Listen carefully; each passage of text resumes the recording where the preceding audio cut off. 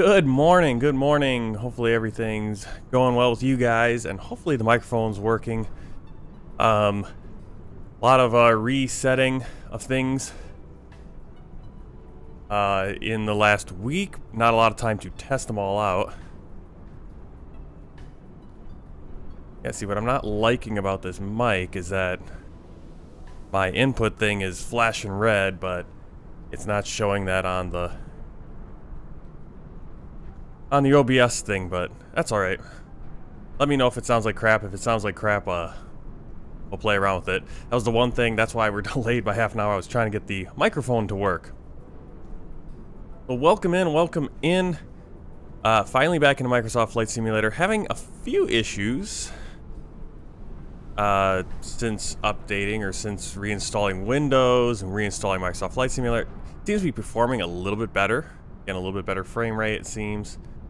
But the issue I'm having now is the textures are, for some reason, not loading in. Not sure what that's about.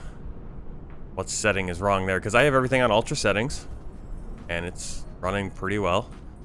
So, let's get into it. This is World Tour Flight 202. We're in the A320neo with Flybywire's A32NX. Awesome mod, free. We're at Fort de France in Martinique. We're going to be flying down to Cayenne in French Guiana. We're technically in France. Both these places are part of the French Republic. Full parts of French Republic, as we talked about last stream. Using FSLTL, GSX Pro. Hey Stephanie, welcome in.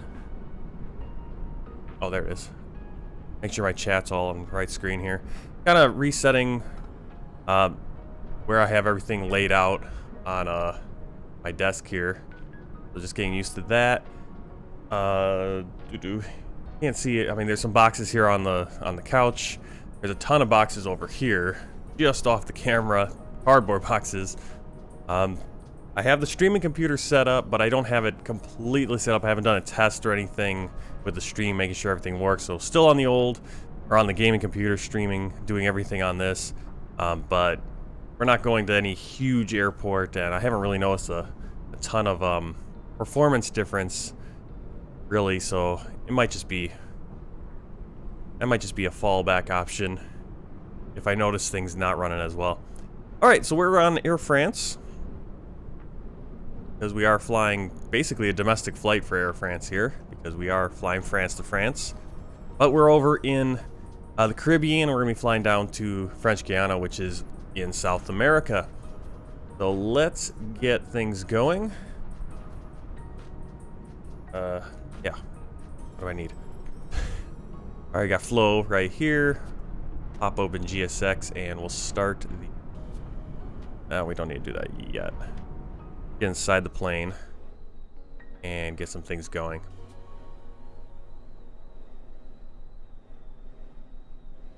All right, so let's do our checks. Got our parking brake is set, flaps are in the retracted positions, engine master switches are off, ignition is normal. Here we're in the idle position for throttle. Grab the screens because it is early morning. I believe it's almost 10 o'clock here in Martinique. A couple hours ahead of where I'm at. Let's see. Landing gear down, anti-skid stuff on. All that cool things. Talking about there. That's all we need for that. We'll go up here, battery.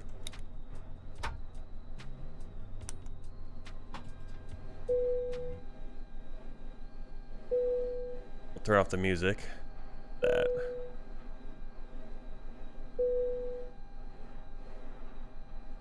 You're in your flight sim flying from New York to London using the Boeing 747-400. British Airways. Sounds like a cool flight. Yeah, there's gonna be a lot of people flying the 747 because I believe the last one is decommissioning or something. I didn't look into it, but I did notice people posting screenshots and saying, hey, this is gonna be all over VATSIM. Everyone's gonna be flying the 747.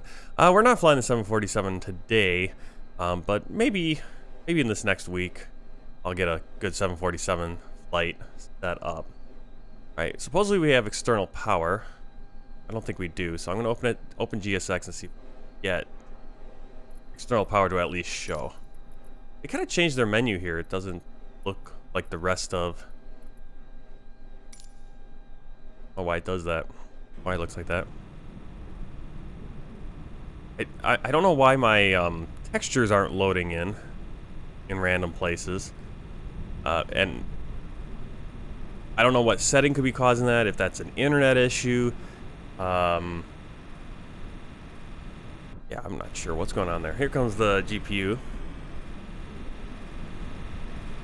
Ground power unit. But no idea what's been causing that. Everything else has been running pretty well. Messing around with some settings here in Microsoft Flight Simulator. Looking at that rendering setting, there's this rendering setting that you can... Typically it's at 100%, which is your graphic card is gonna render the game at the same resolution as your monitor, or whatever resolution you have picked for the game to run at.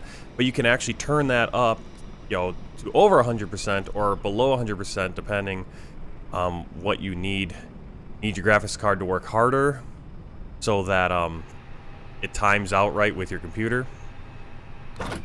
Oh, okay, external power just turned right on. Oh, was it just the last one produced? Okay, I was wondering what was going on, because I figure they're still out there, right?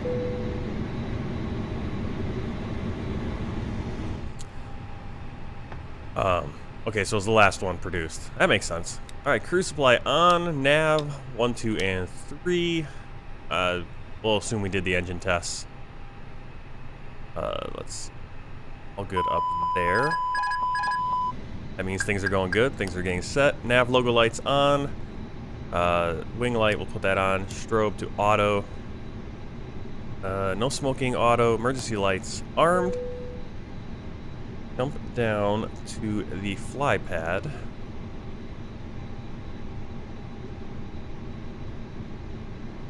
That's must be what it is. The last 747 being produced. Last one rolling out, I guess.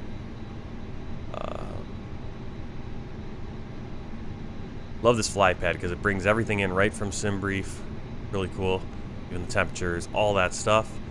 Ooh, we actually do have checklists. Kind of cool. That's right. Batch. What am I looking for? Oh, payload. Okay, what I like to do is I like to just put everything, like, get the plane completely boarded for the plane, and then GSX Pro will kind of read that and go, okay, this is how many passengers need to walk on. So,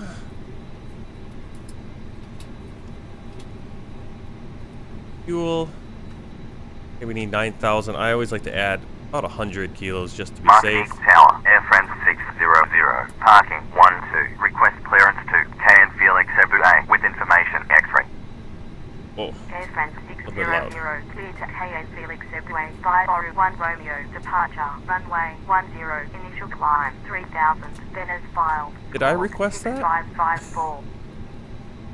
Cleared to Cayenne, Félix, Eboué, via 1 Romeo, departure, runway. I've never had my 3,000, then as filed, score. I'm using FS HUD ATC, and I've never had it start doing it on its own. I see if there's correct. When ready, contact Martinique ground 121.9. When ready, contact Martinique ground 121.9. AIRFRANS. That's really weird. This is like my co-pilot requesting things. That's weird. Did I bump the? Maybe I hit the thing. You can't see it, but it's right here on my screen. Well, I could just. I can't. I don't have a display thing set up on my.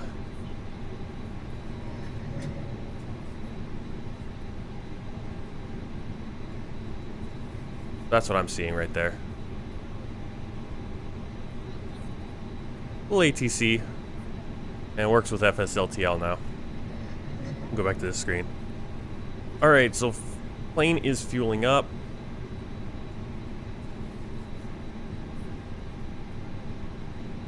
Trying to open GSX. GSX is the most finicky menu. We're going to request the boarding. Boarding requested.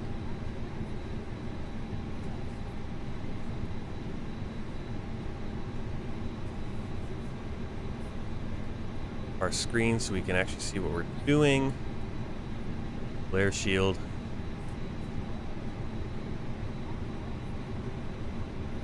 Down into the flight computer.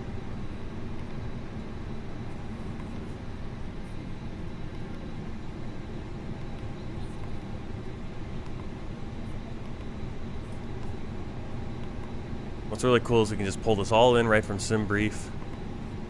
I like to keep the flight number 600, flying from Tango Foxtrot, Foxtrot, Foxtrot to Sierra Oscar Charlie Alpha. Alternate is Sierra Yankee Charlie Juliet. Not sure which airport that is. Oh, right here. That is that's Hedy Yayan in Guyana, just the country right over. We've been there. We don't want to board the crew. We're already on. Board nobody. Passengers bus is coming. My cruise is saying 230. I noticed that on my SimBrief. Let's see. I don't want that. We'll have to override that or something. So here's SimBrief panel. This is a new thing that came out just now.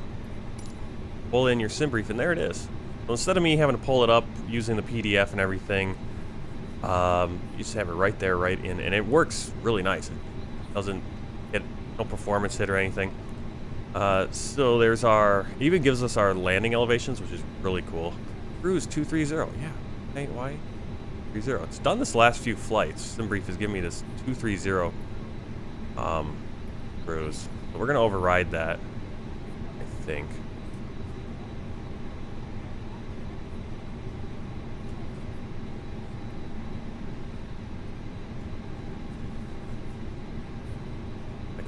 Yeah, I'm going to edit the dispatch so we can get a.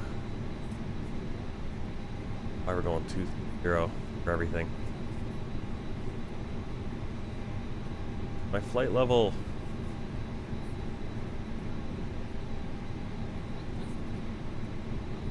I think 230. 23. I mean, this is going to be a longer flight. Let's do 370. 37,000.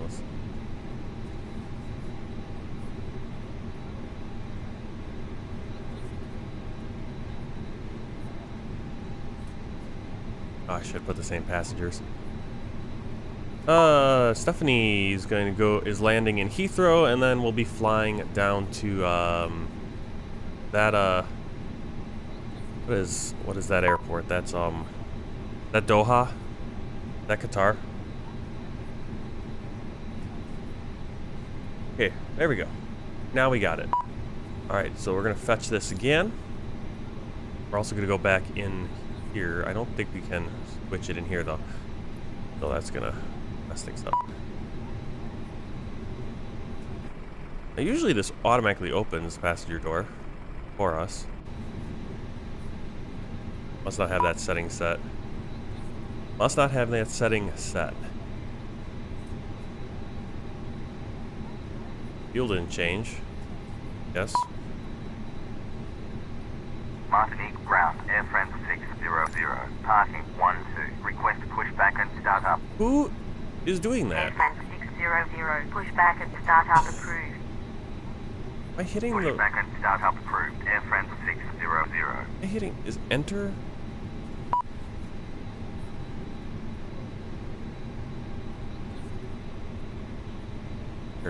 Alright. There's a lot of settings that, over my time playing Flight Simulator, I've changed, and now that I reinstalled it, everything's kind of out of whack. What am I trying to do here? Services. I don't know why I have to open my door automatically, but it's not. Okay. Passengers boarding starting. Trying to figure out.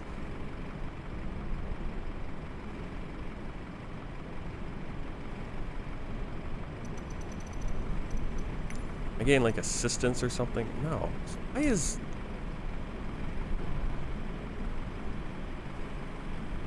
Oh, no. No, GSX. What did I do? And then I forgot to change the settings for GSX. I don't have it at insane levels for the passengers coming out, so we're not going to see all the, like, a ton of passengers. Oh, no. This is what I mean. I didn't get to test things and get everything out. Let's see.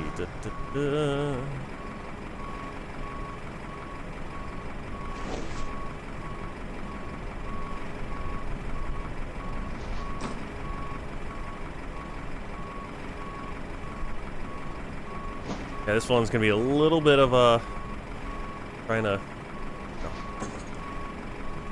That will adjust right now.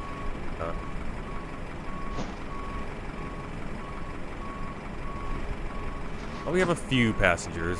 Not gonna show all the passengers. All right, Stephanie just flew over Cape Cod. There we go. See, now you can see all the passengers. A lot more coming out. Let's get back inside and continue the setup here. We're going to change this to flight level 370, and hopefully this works. There we go. Cool.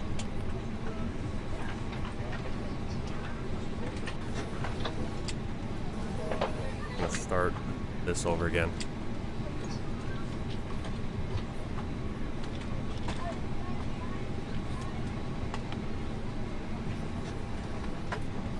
Okay, cost index 15, and we can just check all of this in. Really cool. Now I can just have it right here. Don't even have to think about it too much. Passengers bus is coming. All right, so cruise 370, cost index 13, so that changed a little bit. Airtime is going to be 1 hour 59. Here's our route. Pretty cool. I like that. Really nice. Okay, we'll go to the next page and get things set up.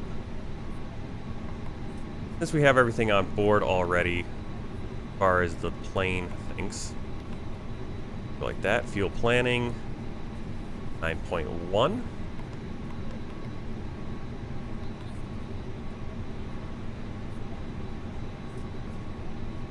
Get wind. Let's see. Does it show me the wind on here though? Yes. Top of climb.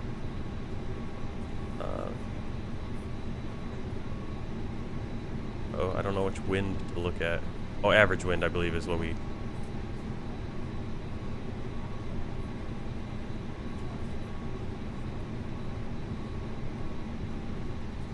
No, it doesn't tell me.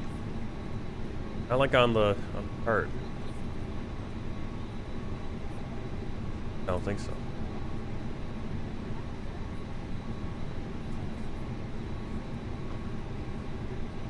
Yeah, there's like a wind or average W/C, and that will tell you your headwind or tailwind. And we got a plus 001. So I'm gonna need that, but not a big deal. Oh, actually, go right here. So I'm looking at what I'm looking for is right here. This average WC E001. That means plus 001. Means we have a tailwind. Passengers boarding starting.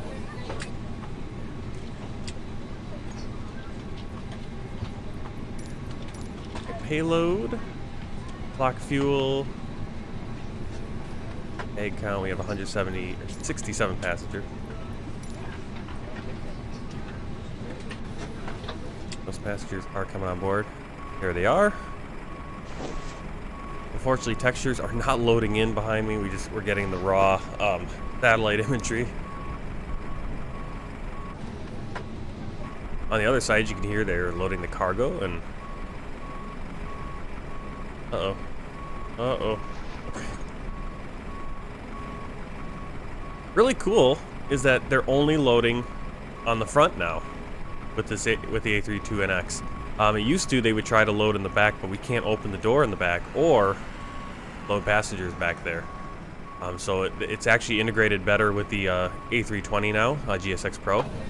Pretty cool. All right, let's call up the calculator. This performance calculator. I'm going to throw in our airport code.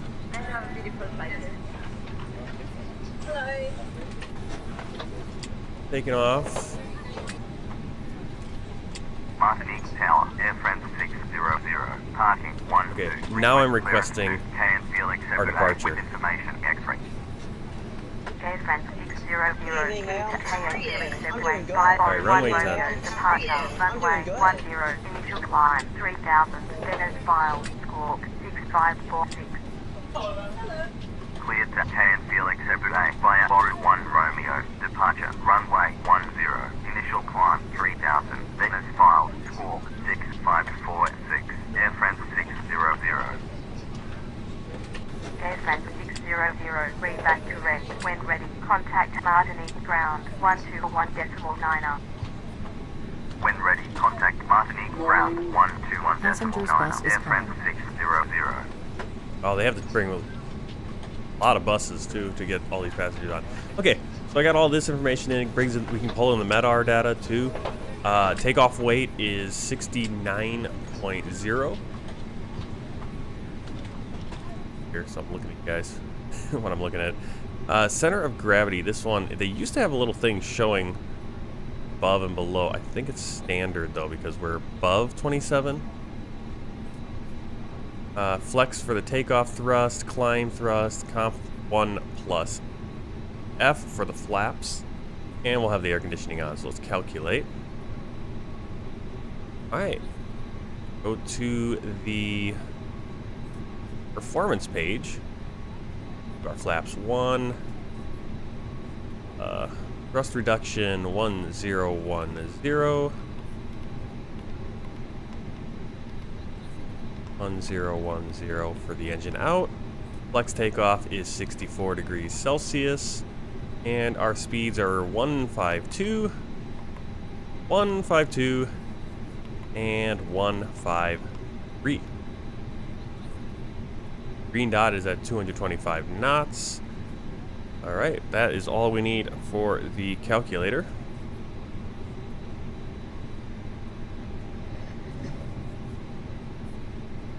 One's a flight plan page, and make sure this flight plan matches up with what we have right here. So we are going to be going to Boris. We do have the departures, so we'll go right here. Hit the airport, hit departure, and runway 10. Taking Boris 1 Romeo. Passengers boarding starting. Insert. Oh, I don't have Pack X running. I could have the Air France music playing, but I guess we won't do that. Hold on. Alright, so Boris, then we have a discontinuity because we put in the instrument departure. Boris, Alpha 555 to Bravo Golf India, so it's kind of, I don't know why we just couldn't go direct. Weird. Uniform Alpha 555 airway to Bucks B. And then we're at our top of descent. Uniform Alpha 247 to Silat. Again, another discontinuity as we come in. We're going to be getting a Silat 1 kilo for runway 08. Now, I don't know which ILS we're going to take yet, so we'll kind of wait until they give us that clearance, put all that information in. Flight plan looks good. Radio navigation page we'll use later. Fuel prediction looks a little close, but I mean, right here we got more fuel than we need. Oh. We're all good on that. Paint.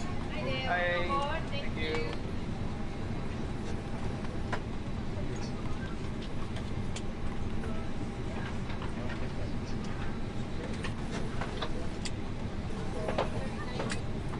Alright. While we're waiting for the passengers to get on, let's get the APU started.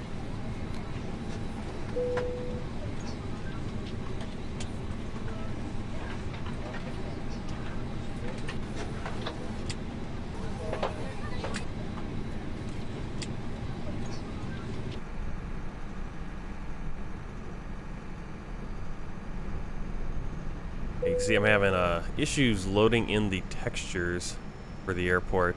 And this is happening, this is not just this airport, it's happening all over the place. Not sure what's happening there.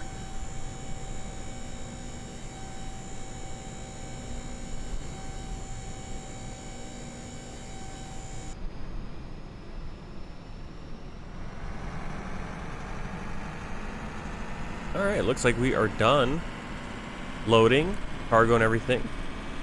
Should have the APU going. Yep. Yeah. Where did my textures go?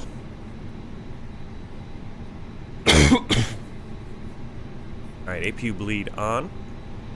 See the pack 1 and pack 2 lights have switched. Get the fuel pumps going. And we are now ready for pushback. Seatbelt signs on. I'll turn the beacon light on and request pushback and startup. Martinique ground, AirFrans 600, parking 12. Request pushback and startup. AirFrans 600, pushback and startup approved. Pushback and startup approved, AirFrans 600.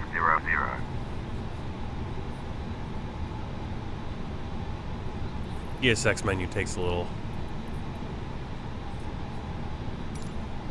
Gotta massage it a little bit.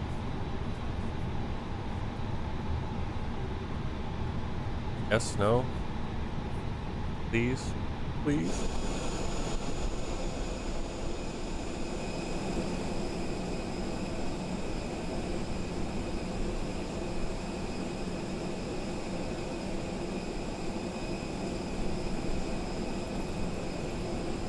Waiting for other service. What other service? Probably got to get rid of the Jeep.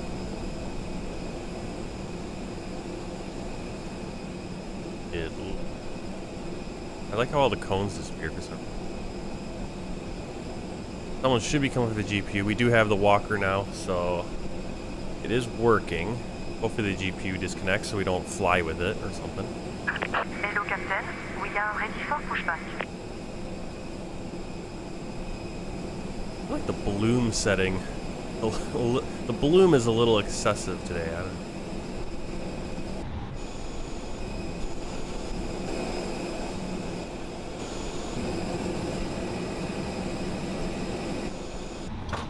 Yeah, there's a lot of sound at this airport. I don't know if they included a sound pack or something. Or if it's included with GSX. Alright, she put the pin. That cable should not be there. Get that. Come on. You always gotta be careful with the A32NX and the GPU because it's always a graphical glitch. Do a quick edit pushback.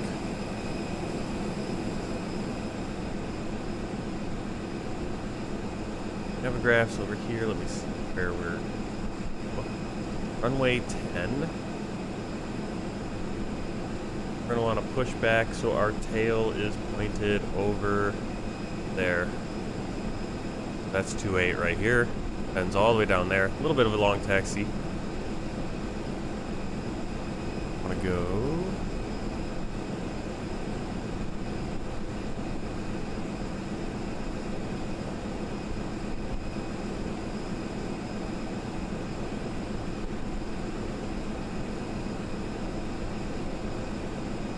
Exiting from editing mode.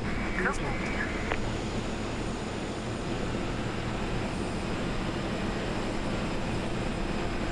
I don't know what all these other airplane sounds are.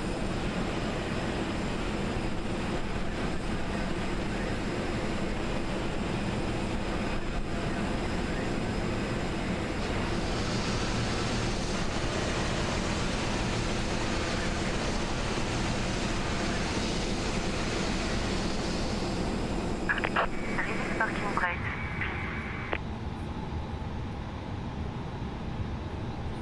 They've released the parking brake. Starting push. All engines clear. Start at wheel. Starting engine 2.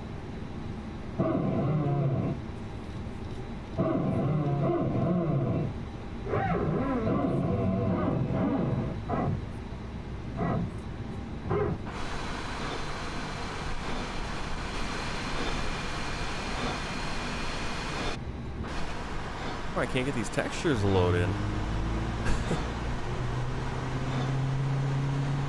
Oh, weird.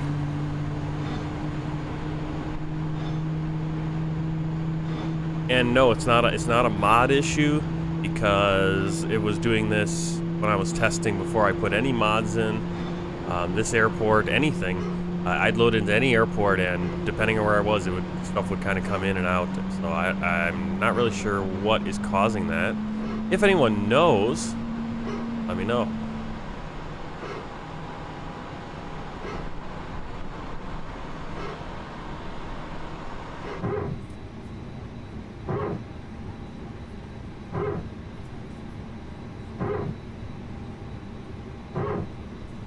Madame, monsieur, bonjour et bienvenue à bord.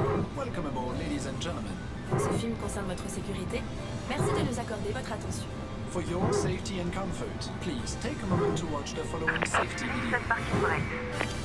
Starting engine 1. Chaque fois que ce signal est allumé, Parking brake nous set. vous prions d'attacher votre ceinture. Waiting you, confirmation fort à coup Whenever the d'assist. seatbelt sign is on, please make sure your seatbelt is securely fastened. Yeah. Nous ESX, vous recommandons de a little la maintenir finicky attachée opening de up the façon menu. visible lorsque From vous good êtes start. sur votre siège. Wish I could keep it would stay open until you're done with it. Because I would just minimize it so we could. Pour détacher votre ceinture, soulevez la partie supérieure de la boucle. Fortunately, I'm just sitting here on the grass, it looks like, doesn't it? To release the seatbelt, just lift the button. Pendant le roulage, le décollage et l'atterrissage, veuillez redresser votre siège, ranger le porte-gobelet, la tablette et le repose-jambes. Pensez également à ouvrir le cache de votre mur et profitez de la vue. During taxi, takeoff and landing, please fold away your tray table and cup holder. Put your seat in the upright position and retract your leg rest. Please also raise your window blind and enjoy the view. Pour votre sécurité, tous les bagages, objets volumineux et appareils électroniques doivent être rangés dans les compartiments. Les accessoires And sont flaps placés in sur takeoff ces position. à l'exception des places issues, bien entendu. For your safety, please stow all baggage, Break the bulky windshield, items, speed and brake larger set, electronic devices auto in brake the set. overhead compartments. Accessories can be stored under the seat in front of you, Cabin check. except for the seats and emergency exits, of course. Taxi lights on. Les issues de secours sont situées de chaque côté de la cabine, à l'avant, au centre, You off. à l'arrière. Emergency exits are located on each side of the cabin, at the front, in the center, and at the back. En cas d'évacuation, laissez vos bagages à leur place. And we have Suivez les signaux et les marquages au clear. milieu du sol, jusqu'à Got our taxi clearance. les membres de l'équipage portant un insigne Airfrans rouge 600, sont chargés de votre taxi to sécurité. holding point, In case of runway evacuation, 10. please leave all your belongings behind. Taxi to holding point, Let the signs runway and flight 10, guide you Air to the France nearest 600. Alright, so we're going to be taking taxiway Tango and then over to Lima. Right now this is Tango, and then we'll be up Lima, L'emplacement de votre gilet de sauvetage and then we'll turn to Delta. Your life jacket is clearly marked by a And I sign think in we could front just of take off right there from Delta. We don't need the you. whole Place it over your head and pull the straps tightly around we your don't need the waist. whole runway. We don't need all 3,000 meters. Fine. We'll go from Delta. By pulling down on the red handle. So let's release the parking brake. Give a little push here. Throttle. Un masque à oxygène tombera automatiquement devant vous. If there is a sudden decrease in cabin pressure, your oxygen mask will automatically drop down in front of you. Prenez votre masque, puis placez-le sur votre visage. Take your mask and place it over your nose and mouth. Yeah, usually the Airbus Une likes fois to votre roll masque on its ajusté, own, il vous sera possible d'aider d'autres personnes. Make sure your own but I'm mask is well assuming it might be adjusted thinking before we're in the helping grass other or something. passengers. Ce vol est non fumeur This is a non-smoking flight. et l'usage de la cigarette électronique n'est pas autorisé, y compris dans les toilettes. It is forbidden to smoke electronic cigarettes, even in the toilets. Les cigarettes électroniques doivent être conservées sur vous et leur recharge électrique est interdite. Electronic cigarettes should be carried with you, and charging them on board is not permitted. Vos appareils électroniques doivent être réglés Something en weird mode going avion on with pendant toute la durée du vol. mais Stuff vous on my pouvez glass, utiliser I guess. Wi-Fi et Bluetooth. All electronic devices must be set to airplane mode for the duration of The the lines flight, are looking but pretty you can continue messed to up. use Wi-Fi and Maybe it's just Bluetooth. weird scratches on my Les glass. prises I de don't courant know. ne doivent pas être utilisées durant le roulage, le décollage, l'approche et l'atterrissage, ou sur demande de l'équipage. The electrical sockets must not be used during taxi, takeoff, approach, and landing, or at the request of the crew. En cas de fumée, de dégagement de chaleur, de chute ou de perte d'un appareil électronique, nous vous demandons de prévenir l'équipage et de ne pas manipuler votre siège. Should you notice smoke or heat, or if you drop or lose your electronic device, we kindly ask you to call a crew member and not to move your seat. Gardez toujours un œil sur vos appareils électroniques pendant leur chargement. Always keep an eye on electronic devices while they are charged. Nous allons bientôt décoller. La tablette, le porte-gobelet et le repose-jambes doivent être rangés et votre dossier redressé. In preparation for takeoff, please make sure your tray table and cup holder are stored and secure, your leg rest attractive, and that your seat is in the upright position. Stephanie's over Maine, headed towards Canada. Yes, you kind of. Where are you flying from? You told me. I know you're. I think you're flying to Heathrow, right? But I have to look back now to see where you're flying from. Yep, kind of doing that, going up a little bit, For your attention. going up where the lower the length of that flight. On behalf Those must be of scratches on everyone my at window. AirFrance, we wish you a very pleasant flight. Causing the weird stuff going on with the lines.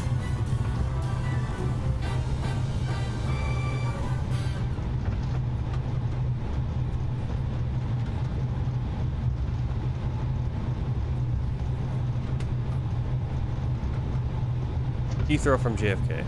Alright. AirFrance 600, contact Martinique Tower 118.5. Contact Martinique Tower 118.5. AirFrance 600. TCAS on.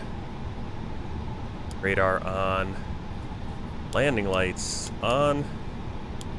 Strobe on. And we are ready for departure. Martinique Tower, AirFrance 600. Runway 10, ready for departure. AirFrance 600, line up, runway 10. Line up, runway 10, AirFrance 600.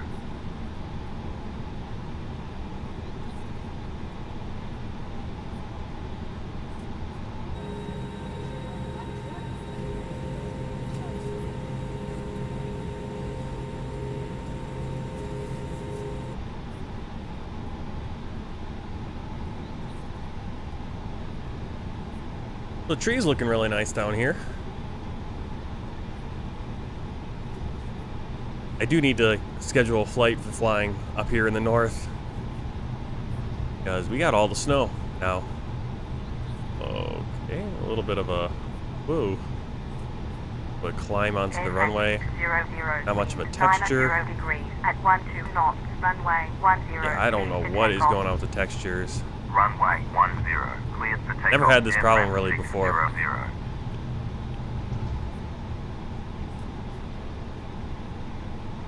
Alright, clear for takeoff.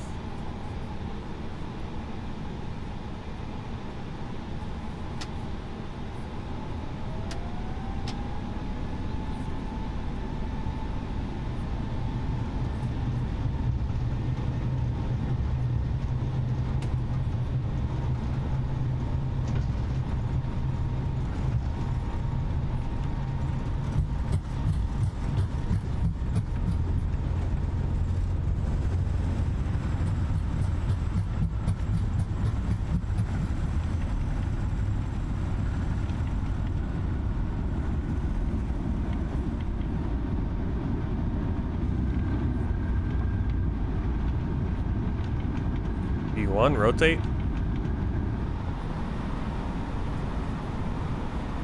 Positive rate, gear up.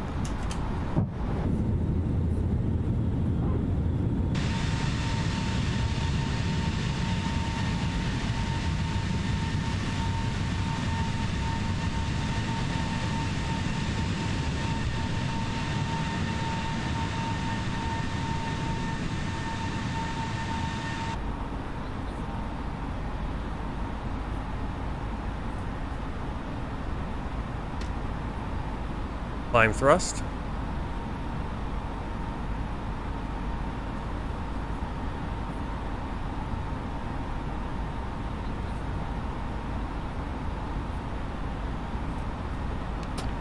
Autopilot engaged. Climb at 3,000 feet. Turn off the runway and nose lights. Contact Martinique, approach 121.0. Contact Martinique, approach 121.0, AirFrance 600. Martinique approach, AirFrance 600, Boru 1 Romeo, departure. departure at 2,800. AirFrans 600, radar contact, continue climb, flight level 120. Continue climb, flight level 120, AirFrans 600.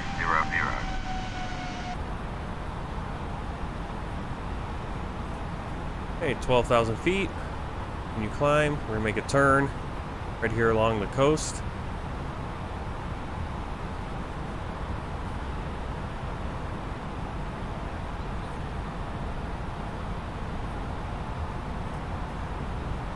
We're headed east right now and making a turn towards southeast and Hotas, passing over waypoint Le Rave.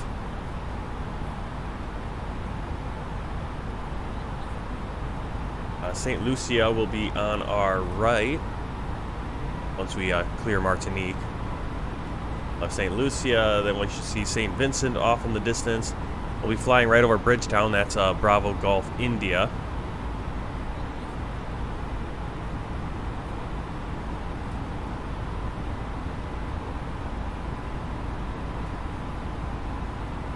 All the islands of the Caribbean island chain will be kind of off to our right. Flying here.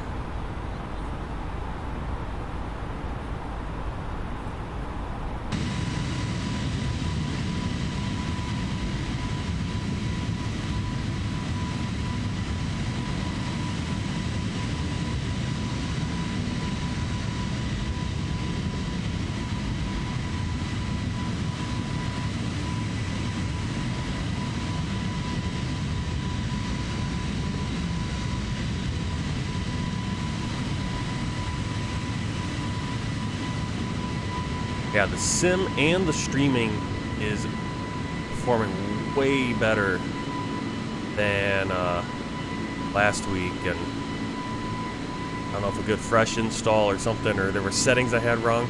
I haven't installed the driver for the AMD graphics card, and I don't have the program to change settings yet, and I'm wondering if that was causing a lot of issues, because right now I'm holding between 45 and 55 frames right now, which is to be expected when I'm in the air, in an airliner. I've noticed that when I'm flying smaller planes, propellers, turboprops, I can get 60 frames solid outside the plane. Inside the plane, it'll bounce around, and I think again it's because you have your refresh rates on the glass. You have a lot of stuff going on in there, versus just having in the distance. Landscape, the terrain and everything coming in. But yeah, it is performing really well. Not dropping frames streaming, which is nice. Not dropping frames due to rendering lag or due to encoding lag, any of that stuff. So I kind of wanted to use the streaming computer, but I did some test streaming and I was having no problems, and then I did some test streaming recently and I was getting a ton of rendering lag. So I don't know. Now if we can get a flight simulator, for the most part, it's still gonna struggle at big airports. It's unfortunately the fact of life. I don't have that powerful of a graphics card and computer. I don't have the an i9 or whatever and 4090. You get one of those, you can get 60 frames per second everywhere. A 4090 and a crazy i9 CPU. Not there yet. If you want to help me get to that point where I can have that kind of setup, subscribe to the channel. There's donate links, all that fun stuff. Yeah, right now I'm just a poor, small streamer, and I've been messing around looking at my budget and stuff for my family, and it's just like, oh, where's all the money go? It's not like I make bad money. I make over the average. The average American family, I think, and that's two earners, makes what, $50,000, $60 a year, something like that. I make almost 80. Now that's 20 hours, that's a lot of overtime every week. Do that. And you know, by time I get my take home, you know, taking out a chunk for retirement, you know, paying for medical insurance, taxes, all that. By the time I get the take home, it's about an average of $3,800 a month, which not bad, except we have our expenses, our fixed expenses, our housing expenses. Our mortgage is $1,800 right there. I mean, it's just, you know, we bought a house at the wrong time, but we needed a place, and it just didn't make sense for us to go out and rent. I mean, it might have made sense to go out and rent, but at the same time, prices just kept going up on the houses, and the interest rate was going to start jumping up. We caught it as the interest rate was going up, but not where it is now, so got unlucky and lucky at the same time. But we needed a place with the new baby. Couldn't stay with my parents anymore. And I love where we live because I get to walk to work every day, but we can't save any money. Can't save any money right now. And so, yeah, I was kind of figuring it out, and I'm trying to kind of set a weekly budget, because months change in length, right? They're usually 30, 31 days, but it always kind of is. But a week's always 7 days. So let's just go by the week, and I'm figuring it out. It's like, okay, here's our fixed costs: electricity, heat, water, internet, phone. You'll take that all out first, and it's like, okay, what do we have left for the week? And I think it comes out to like we have $330 that we can spend in a week. You know, so then you figure, then I probably overestimated, or, you know, gave us a lot of room for eating out or doing things, activity money. I put a $50 budget for that. So that's easily, you can easily eat out once a week for $50, and AirFrans 600. very rarely are we eating out $50. But I think that budget will be for both activities and eating out. Alright, flight level 230. I hope it's gonna, yeah. Let me climb all the way to 370.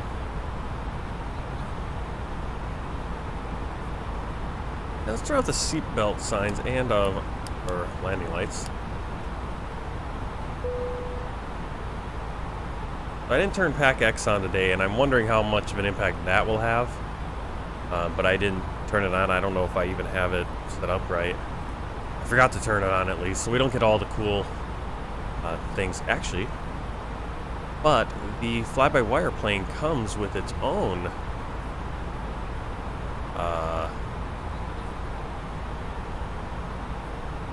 AirFrans 600, climb and maintain. Flight level 320. I know CRJ does. Contact PR code center 123.7.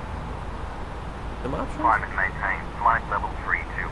Contact PR code center 123.7. AirFrans 600. Alright, so over there, that is St.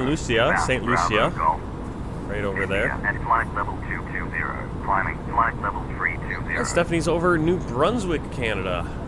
I don't know if Stephanie gets weather in her stream. Do you get weather over there, or in your stream on your simulator? Like, does it show snow and stuff? Because I'm sure it's all. If we were flying up there, it'd be all snow and pretty cool looking. All right, we're continuing our climb to flight level 320. Got an hour 43 left on the flight. Obviously, that will continue to shrink as we get a little bit closer to our cruise.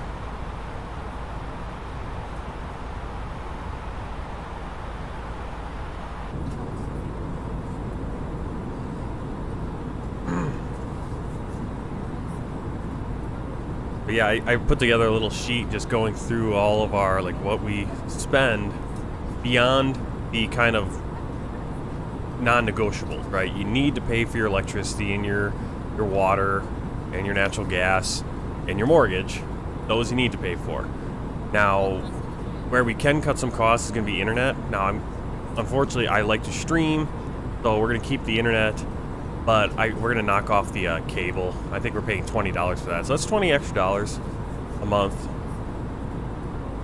Not a lot, but we don't use the cable. I got an antenna now, and we mostly are streaming YouTube anyway. You know, when we are. Island West 782, radar contact, expect Bravo Golf India, ILS Yankee, approach, runway 09, report. Very green lush ground. Yeah, it depends on the sim. I think Microsoft Flight Simulator. I want to say X-Plane we had snow, X-Plane 11, but we're down the ATC there. But yeah, I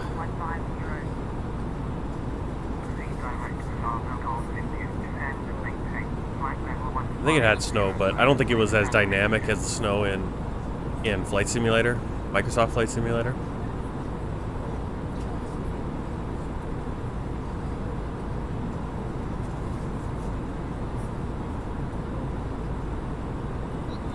But yeah, looking at the budget, which is something you got to do. You gotta budget.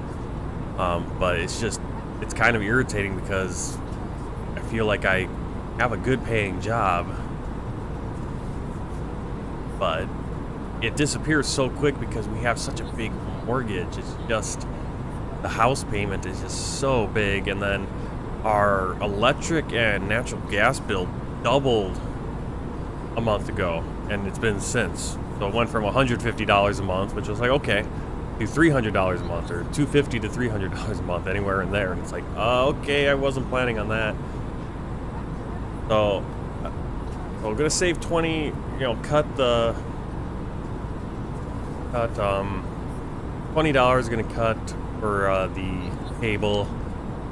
We're gonna cut down. Looking at different phone plan right now, we're paying about $80 for our two lines for our phone, but that's for unlimited data. That's Simple Mobile, which is a kind of a budget thing anyway. But yeah, we have unlimited data, which made sense when I was driving semi-truck over the road, and my wife would come out with me, and I was out there, and so I made sure we both had unlimited data. And I haven't switched to a lower plan because I think the lower plan only saves like $5 on that. So I was like, well, you might as well have unlimited just in case you need it for that $5 extra, whatever. But now I'm looking at a US Mobile, and US Mobile can get each line is $9, so $18 for 2 lines, and then you pay I think it's $1. It's $2 for every gigabyte. I think it's $2 for every gigabyte of data you want. Now there are unlimited plans, but I think the unlimited ended up being close to what we have now. But you can kind of choose. You can do this pooled data plan where you can have as many lines, and you go, okay, we want 10 gigabytes of data. And I'm going to be the one that's probably going to be using most of the data because I use my phone when I'm at work outside the house. My wife's at home, staying at home with the with our baby right now, and she's not using data that much at all. The only time she probably uses it is the occasional time she drives and she uses the GPS, and that doesn't use a ton of data. Whereas I'm at work, and some days I'm at work and I'm just sitting on my phone watching YouTube videos all day. So I'm thinking 10 gigabytes, well, we'll start out with that, and that's going to give us like a bill of like $30, $40, which cuts that in half. So now we have $60 extra for the month. I'm probably going to, I've been using Adobe. I had an Adobe subscription for the past few years, quite a few years here. And that's about $33 a month. But I just don't have time to use it, and I don't need, for what I use it for right now. There are occasional things I like to do, fiddle around with After Effects. I always plan to make videos in Premiere, but I don't have time anymore. So it's just not worth $33. Obviously, for the things I need to do, I can get Inkscape instead of Illustrator, GIMP instead of Photoshop. There are some programs for Premiere and stuff that I'm not sure about, but again, I don't make a ton of videos anymore. I'm basically doing streaming because it's just the time crunch. There's another 33. I mean, squeeze out right there is already, I think, almost $100 extra for a month. There's a few other subscriptions. I have a few subscriptions that I have one subscription that I got into that I didn't really mean to get into, and that one kind of sucks. It's like $12 a month, and it's like, ugh, and I can't cancel it. It's on, and it's something I don't really use. I got a few others where it's like, I use them. They're not that expensive, but at the same time, it's like not needed. So might cut those out. I think the one subscription I'm going to keep will be Navigraphs. That's going to be the one subscription. I have Microsoft Office, but I don't really use that anymore, except for OneDrive. But I have some alternatives for that. So I think I'm going to get it down, whittle it down to one subscription. That'll be nice. And yeah, we'll get an extra. I think, just thinking through it now, I'm feeling a little bit more positive because that's like, okay, there's an extra $100 a month. But yeah, it's a little bit different here, having to think about our money a little bit more. When we lived in China, just never thought about money because everything, our day-to-day expenses were so low. I only made about my wife and I only made about a quarter of what we make now as a household, but our expenses were also a quarter of what we pay now, and probably even less, right? Because it wasn't not even just a scale thing. I mean, we were able to travel to America every year. We were able to travel back to my home every year for 4 weeks because we were able to save that money and had that money there. It's gonna be harder for us to go back to China because we have to take off. I have to take off work, which I need to work every week just to pay the bills. Here, I can't afford to take off that much time besides our paid vacation, which is, at least I have that. But but then looking at plane tickets and everything else now, and especially compared to what it was just a few years ago, plane tickets now, like instead of, I think the most I ever paid for plane tickets for myself or both of us combined, I think was $1,500 for a round trip between the United States and China. And now a round trip just for one of us is over $2,000. I couldn't find anything better than that unless you got the worst plane ride, where you were changing planes 2, 3, 4 times, lots of layovers, and it took you about 4 or 5 days to get to China. Like, okay, well, I don't have, maybe when we lived in China and I was taking a month vacation, okay, we could afford, to take 5 days for travel or 6 or 7 days for travel, I guess, if we needed to. But when you only can take 2, 3 weeks off, maybe, and that's pushing it, you kind of want to get there, right?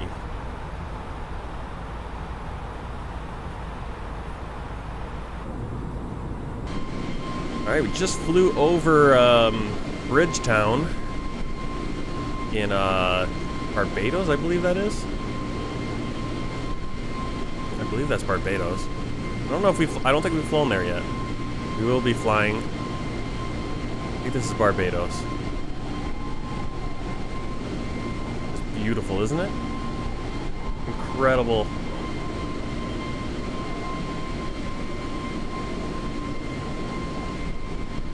It's funny because I gripe about the performance of Flight Simulator a lot, but most flight simulators don't perform much. They're meant to be at 30 frames per second. I'm at 40, almost 50 frames per second right now in the air. That's really good, and I'm streaming. But whenever I tried to stream X-Plane 11 on my old computer, it never worked. And then I started streaming Microsoft Flight Simulator over there, and I was like, oh, this works. Okay. I couldn't do it with X-Plane. I think I did a couple recordings with X-Plane, but most of the time it was just impossible. So for all the griping and all the performance and all the hog that this simulator is,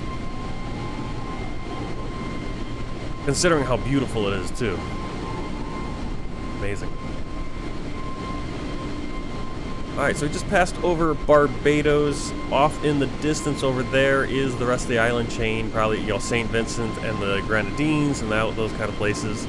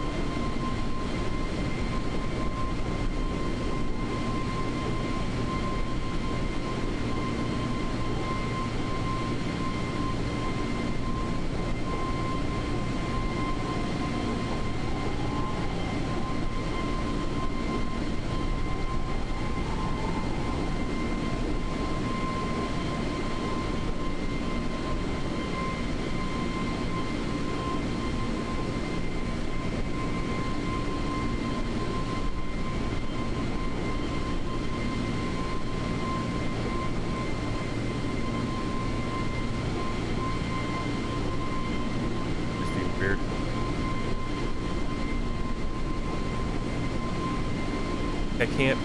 It's like really hard for me to click on things on my other monitor. It won't react. It's really weird, but it's not like hiccuping too much.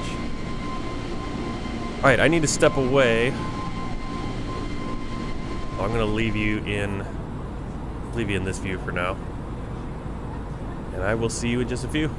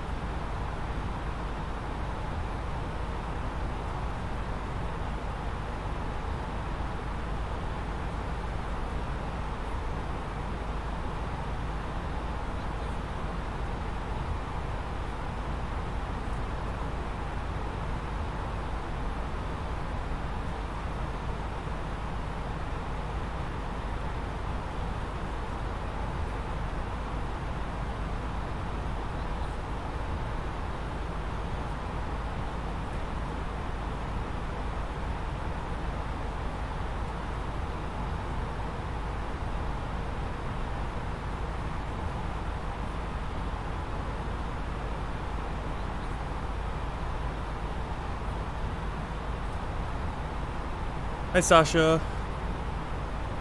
Welcome in.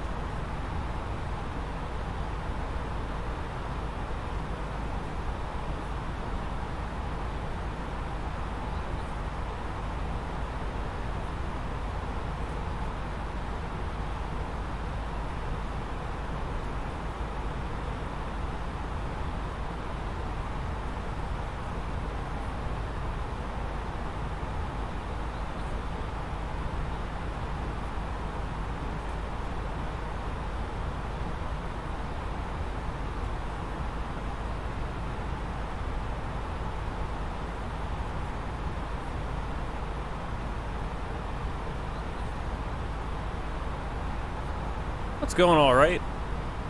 Stream seems to be nice and stable. Simulator's running pretty well, except for some reason textures are loading in and out at airports, like the ground textures for some reason. Really weird. But that's been going on. So I reinstalled Windows, reinstalled Flight Simulator, basically just refreshed everything, and it seems to be performing better, at least most places. Big airports, the big airports, the airports I was having trouble with before are still kind of sluggish. But right now I'm 45, 50 frames per second. Streaming. I'm streaming using my gaming computer still. I'm working on setting up the streaming computer. It's mostly set up, but I didn't do enough testing. And the latest tests I did, it was dropping a lot of frames due to rendering lag and stuff on that end because the CPU is not super powerful, and maybe I'm just asking it to do too much or something. So that still needs to be worked on, to have that as an option. But with this stream so far, it doesn't have to be. I don't know. I don't know if it's changed anything. Like I said, everything feels better right now. Everything seems to be having a little bit better performance, so I don't know if that's actually has anything to do with it. A lot of the people that I have been interacting with, talking about settings and stuff about this stuff, they all use Windows 11. So big thing for me is I like Windows 10. The ability, because I have 3 monitors all hooked up to my gaming computer right now. Now that might change. I might have 2 of them hooked up to my streaming and just have my main monitor hooked up to my gaming when I'm streaming in the future, and then it won't matter, this issue. But having 2 or 3 screens, you have your taskbar, and only one screen can have the full taskbar, where it's got that little area where it's got the hidden background programs running, and you can hit the side of it and it'll clear the desktop, so you can it'll hide everything so you can see the whole desktop and open up other things. And I like to have that on one of my other screens because, of course, Flight Simulator is full screen, and if I have to, let's say, restart Quattro, which is for GSX Pro, or I want to check my sound levels within Windows or whatever it is, it's very hard to do that unless I can access it easily. through the taskbar. And Windows 11 only allows you to have, it allows the same concept, but that it makes that screen your main screen. Whatever you have to set it as that's the main screen, and then it'll have that full taskbar on that screen. Well, I want my main screen to be my big main center screen here with the game on it. You know, but in Windows 11, if I set my main screen to be one of my side screens so I can have that taskbar, well then whenever I open Flight Simulator or Skyrim or any full screen program, it opens up on those monitors, which are also different size. They're 16 by 9, whereas my main one is 21 by 9. It's an ultra wide versus just regular wide. And so it kind of it's just a mess that way. And so I'd rather go back to Windows 10. And you know, I liked Windows 11, some of the looks of it and some of the stuff, but that taskbar thing was a big thing. And then it just seemed like, yeah, there were some performance issues.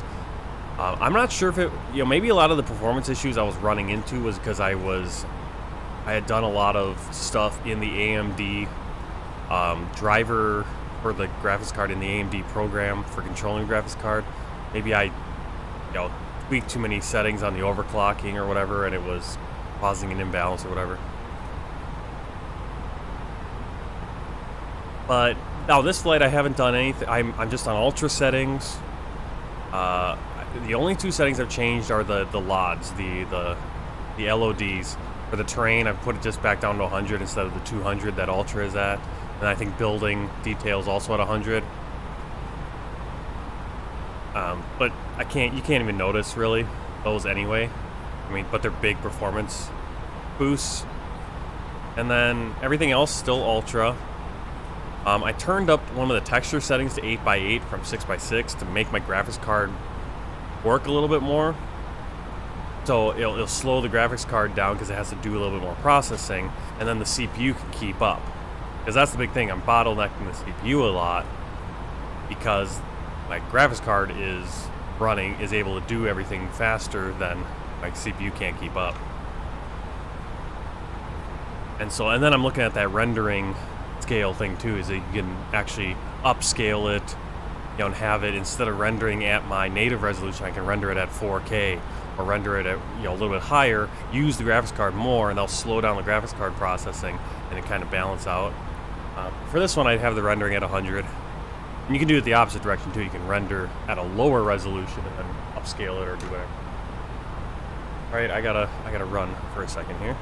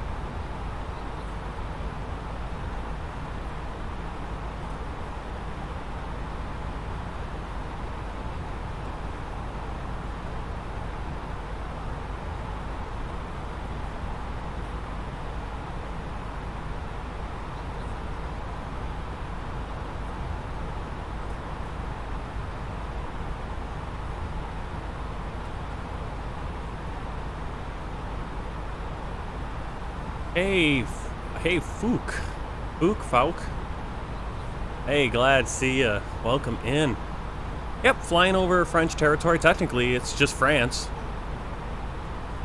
And the baby's over here doing goofy stuff. He's 13 months old now, so all over the place. Alright, he'll figure things out himself. 713, heavy, radar contact. Yep, flying, well, right now we're just flying over the Caribbean. Hey, DigiDriver! Welcome in, welcome in. Good to see ya, good to see ya. Yeah, stream is running well, so I'm feeling pretty happy right now with the stream. The stream's going well, it's going up. Things are working for once. Flight Simulator seems to be running pretty well. Something that's popped up weird just as I've been streaming though is that when I try to click, well, now it's working. That was weird. Like probably half an hour ago or 15 minutes ago when I would try to click on my other screen, like click on Navigraphs or something, it wouldn't react at first. Thanks. Yeah, like I said, he started about half an hour late because I was just about to start and then my microphone wasn't set up yet. And remember, I've reinstalled Windows. I hadn't really been planning on using my gaming PC to stream because I've been setting up my other PC, my old PC to stream, but I wasn't able to, haven't been able to test it yet. There you can see him in the background over there. There's Elishua casting a shadow, playing with the blue light. But so I was glad to be able to at least get in and going. Yeah, the frame rates in Flight Simulator have been pretty good. Occasionally they'll dip for some reason. Weird thing at the airports though is that textures aren't loading in on the ground for something. It's really weird. But he's over there. He's just diving into the boxes.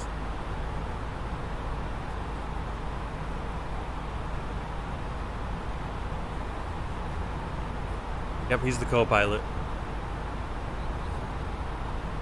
Where's my... There we go.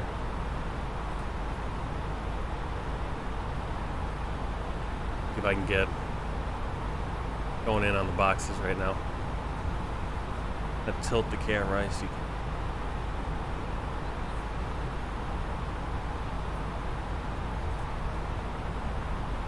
Yeah, so that whole area of the room, so I moved my camera so it's more angled, so I can look at, when I'm looking at your chats, I'm actually looking at you guys as opposed to talking over here, and the camera's not pointing at me. But I have to kind of play with it because if it points right in this corner right now, especially right now, there's like a ton of boxes from my computer upgrades and everything. It's a mess up in this room. So he's over there playing in the cardboard boxes because that's all you really need for a baby are cardboard boxes. Oops.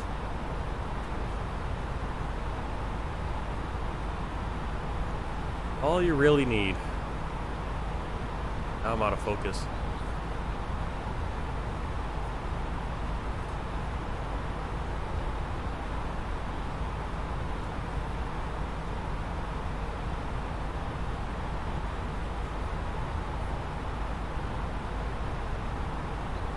But yeah, so far, the stream has been going pretty good.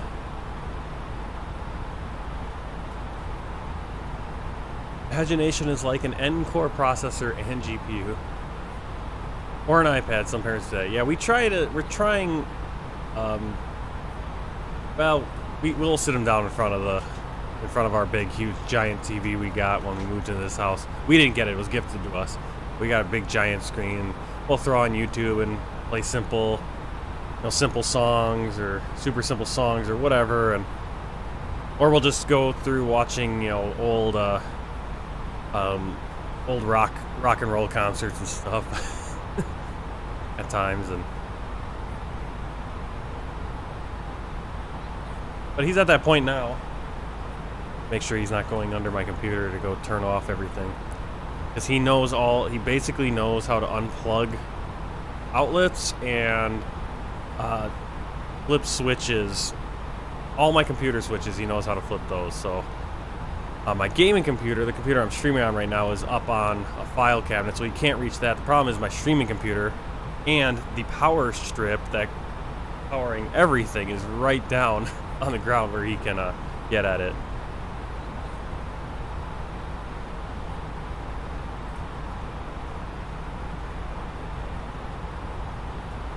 So the next project is doing some cable management, and like the power strip I got actually has like screws and the holes that you can screw it into a table or into the wall. So I'm going to screw it into the bottom of the desk, and then everything will become, you know, you won't have it on the ground where he can trip over it, and he can't press the button as easily. It's not right there on the ground. He'll figure it out. He'll just look up and be like, oh, there's a button right there. I'll push that, and everything will turn off. There goes the stream. So he's kind of a menace right now.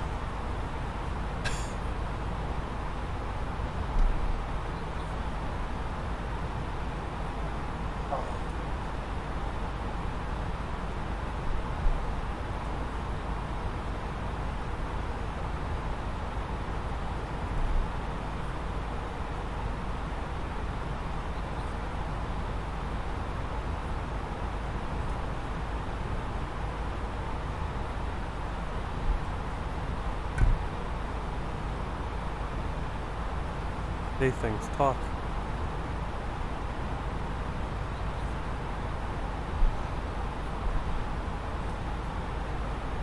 Don't lick it.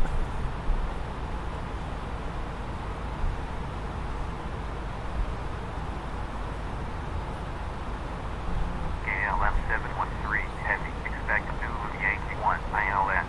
Zulu approach. Runway 11. Report when ready for descent. Expect Zulu Yankee 1 ILS. Zulu approach. Runway 11. Report when ready for descent. KLM 713 heavy. KLM 713 heavy. Ready for descent.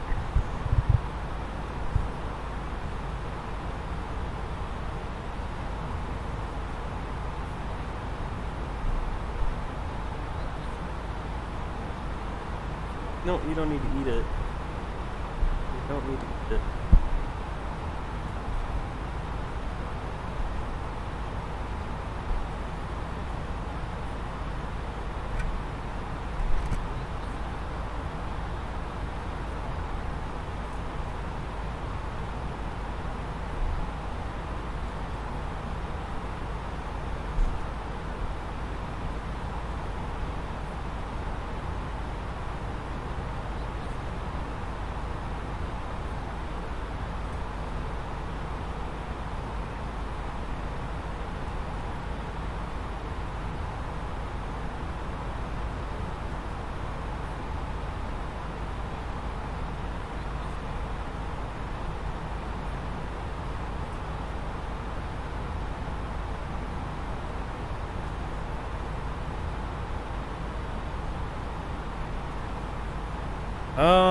Well, I have a map that I don't have it set up on.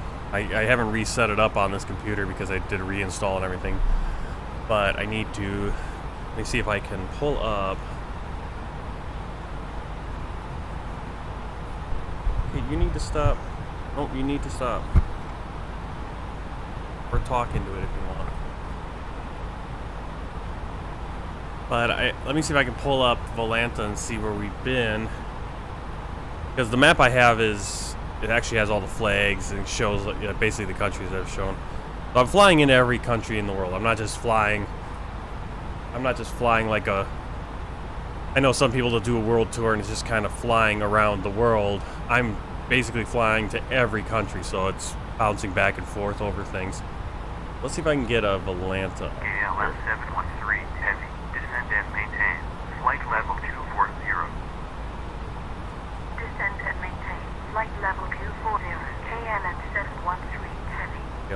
Yeah, we're coming up. You can start seeing the clouds over there, over the north coast of South America.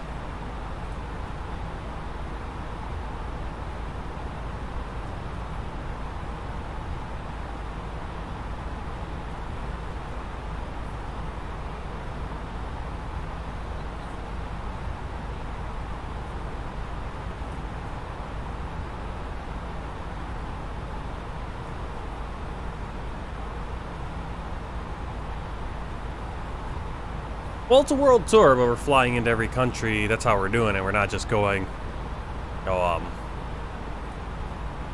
on a round trip around the world or something. Because I know some people will do world tours, but they won't go to a lot of places. They'll miss a lot of countries on the way because they're just kind of going point to point to point and getting there. Let's see if I can pull up. Then he's in explore mode right now, and I have a very bad feeling he's going to go over and hit that nice red light that's, you know, turns off the power. I'm not careful. That's the problem too. I think the old one didn't have a light on it as much. You see, at that point, I didn't know how to use it. All right, let's see. We'll go to fuller screen. Go to Volanta. That will.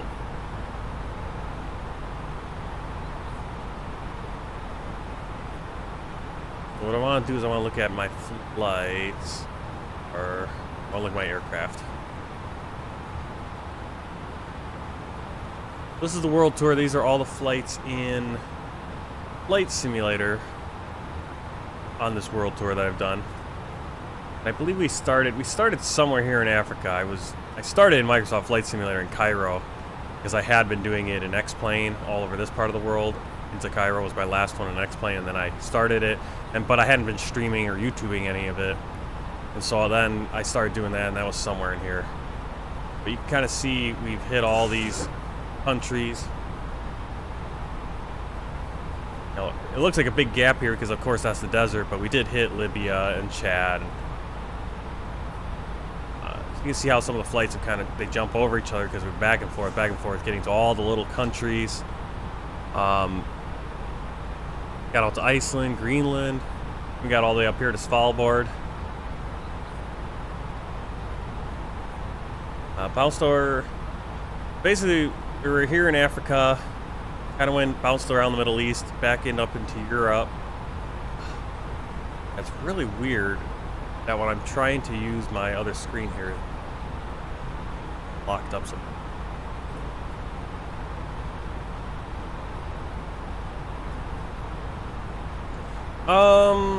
It's all the countries that are in this on Volanta.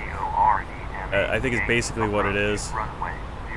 For some reason, I didn't go to Syria when I was over there, and I haven't gone to Yemen. I've been to almost every country, it looks like, in the sim, or in Volanta so far, but not on the world tour itself. Basically, one of the countries we haven't been to, French Guiana. Oh, I actually have knocked off a lot of them as far as that. But obviously, I'm trying to hit them all on this world tour where we're going point to point to point. Go aircraft, back in the aircraft. World tour. Yeah, so flew Africa, up Middle East, Europe, then flew out to Iceland, Greenland, back to Iceland. I think we got the Faroe Islands. Then we jumped over to Montreal, down to Chicago, took that to Mexico City. Yeah, and actually I can go just point by point through your flight.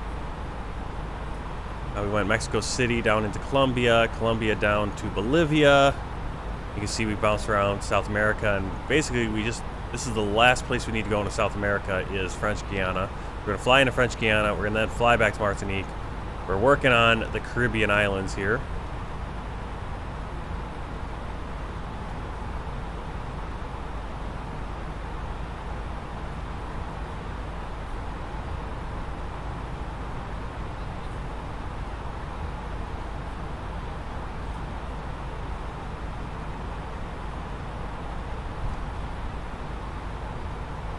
We're gonna work our way up. We're gonna get. I don't know where we're flying out of to go back into, because we're gonna fly up to Miami, I think.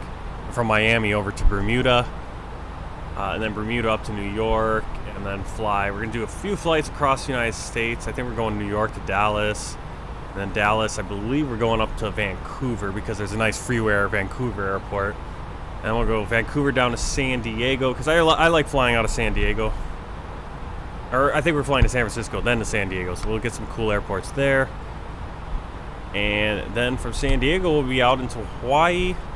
And out to French Polynesia right here, Papiti. And I've flown to most of these places. I think French Polynesia out in the Pacific is the only place I haven't flown in the Pacific ever on a flight sim, but we're going to be flying to all of them here in Microsoft Flight Simulator because it'll look really nice. Flight sim light boards.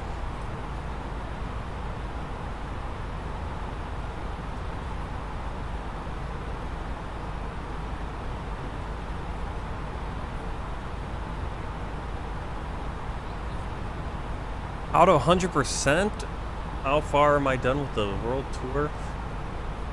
I mean, you can kind of see. I mean, there's a lot of. I would say. I want to say maybe 50%. I mean, it's kind of hard to tell. I haven't planned out all the flights yet. I'm planned through. How many flights I have actually planned so far. I know I'm planned over to New Zealand. But then obviously got to get up into Asia and, you know, Central Asia and all that. Oh.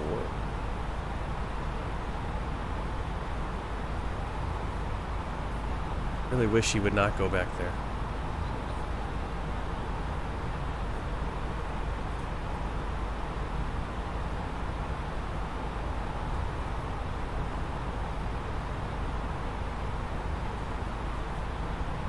See the coast coming up in front of us?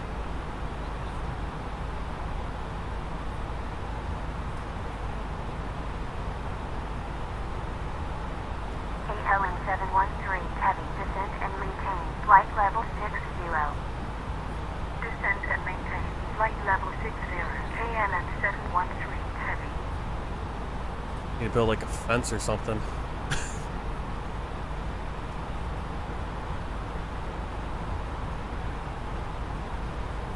Alright, let's see. World Tour. I think it might be that one. Wave Atlanta. Alright, we're 20 minutes out, 149 nautical miles. We're making our turn. Oh, just a little turn there. Still headed for Salat.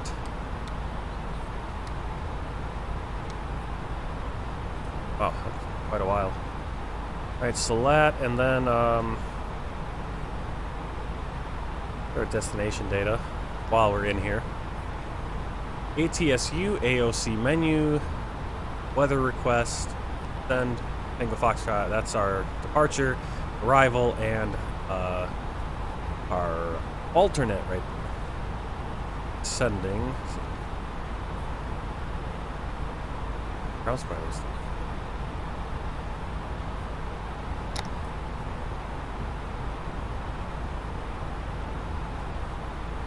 Alright, so I've got planned.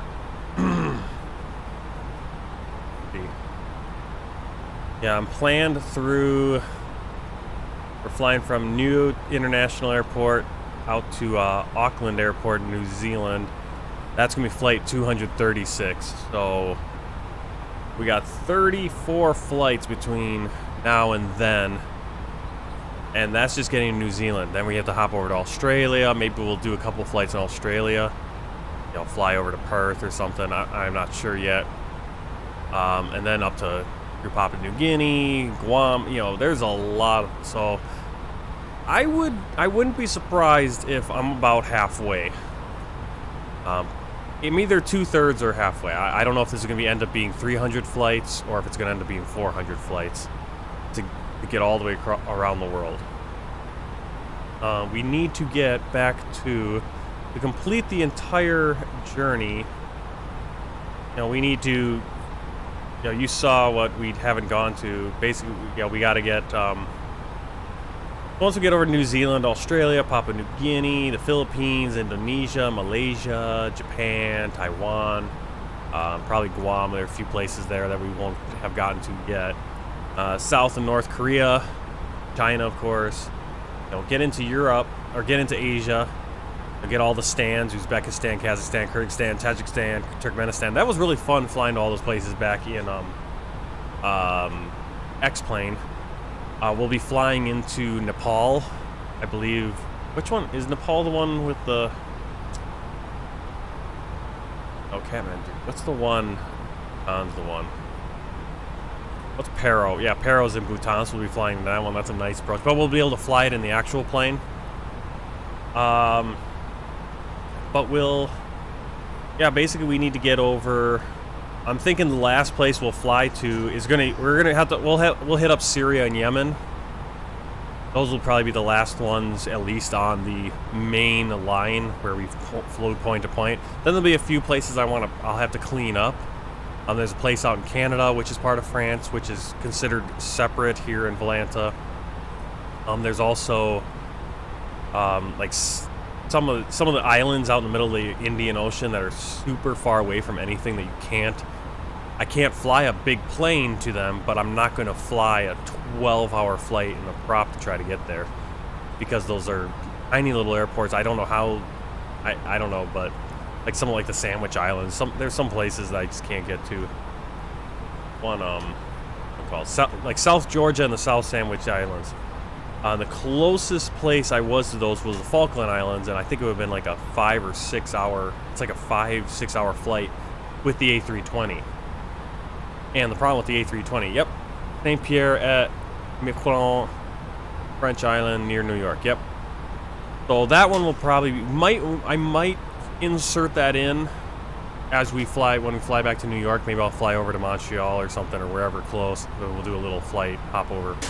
So I might get that done before we head over to Pacific. But like the Sandwich Island, like South Sandwich Island, St. George, that one. So that one's so far away. I mean, it's 6 hours away from the Falkland Islands, and the runway is not long enough for a big plane, and so we would need to take a small propeller. But then that's going to be a 12-hour flight, and we wouldn't even have the fuel range for it. So that might be just one where we kind of take a helicopter and just fly around and check it out. There's a few places like that, but those will be kind of cleanup flights, just to have that total completeness.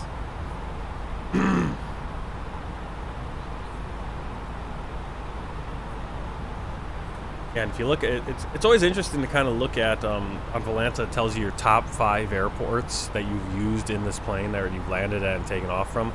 And the one 12 times, so I flew in, flew out, flew in, flew out, so 6 times flying in, 6 times flying out, I'm assuming, was Johannesburg down to South Africa, because you used that kind of as the base to fly to Lesotho, fly to Swaziland or whatever it's called now. I can't remember what it's called. But there were a few places where we had to fly because it was back and forth. And then then Iceland, the airport in Iceland, because we've used that as the base to fly to Greenland and the Faroe Islands, and then from there over to Canada. And then 6 times in and out of Nairobi in Kenya. Same kind of deal there in Africa. It was kind of interesting seeing the airports that we've gone to a number of times. Not the ones you'd expect. Oh, okay, we actually got it. Arrival instructions. So Scylla 1K arrival, Kukov, DOR DME, Yankee approach, runway 8. Get that in, we're ready for descent. Otherwise we'll never descend. We might need to do a little hold somewhere. Mika, welcome. Good to see you. How are you doing? Stephanie just entered the eastbound oceanic track on her flight from JFK over to Heathrow. She's got a full day. She's going Heathrow then to Doha, Qatar. Arctic flight plan near the North Pole. Yep, that's probably where she's probably going up and down again. Eswatini, yep, Eswatini, that is formerly Swaziland. Right, we are ready for descent. AirFrans 600, ready for descent. AirFrans 600, descend and maintain. Flight level 280, contact Rochambeau Center 1. Rochambeau, yeah, the airport I believe is called... Rochambeau? Flight level 280, contact Rochambeau. Or that might be the old name of it, I think. Rochambeau. Seatbelt signs on. Rochambeau Center, AirFrans descent. 600, inbound to land at flight level 370. So that's destination data. So let's go into the menu. ETSU, AOC, Airframe 600, receive messages, radar contact. MEDAR, Continue descent. print. Flight level 280. Continue descent. Flight level 280. Airframe 600. He is getting into everything. He has to. I'm never gonna find my manuals and stuff for all my fans and all these different things, power supplies. All right, so here's our arrival information. We're looking at the wind, 40 degrees at 3 knots, 43. Few clouds at 1,600 feet, scattered clouds at 2,400 feet, broken clouds at 3,400 feet. 26 degrees temperature. UNH 1014, just a tick above standard. And our barometer here, this is gonna be our minimums on the approach or on the landing. DigiDriver, see you later. Thanks for stopping by. Hope to see you next time. Maybe stream in the afternoon. We'll see. But thanks for stopping by.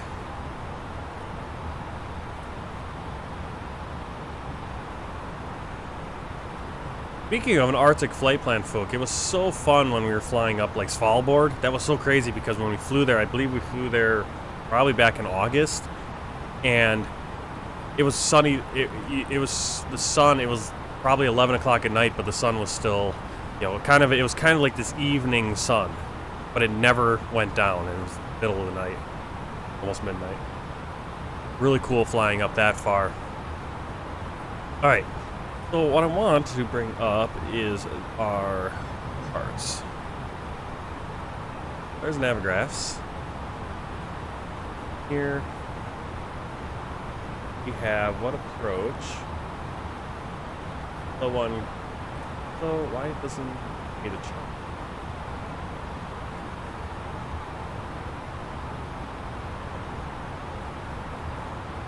One I get. Okay. That. Then our approach is going to be. They gave us VOR Yankee. VOR Yankee.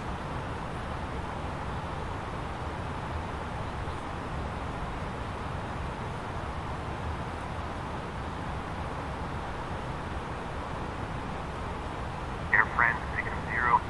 Descend and maintain. Flight level 190. Descend and maintain. Flight level 190. Airframe 600.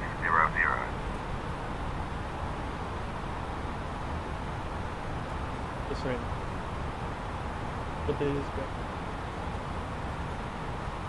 And continue our descent. I think we're on track. Let's get the information actually in the flight plan.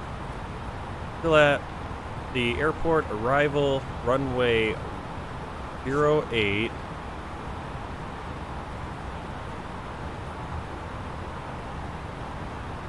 What was that? 08 VOR Yankee.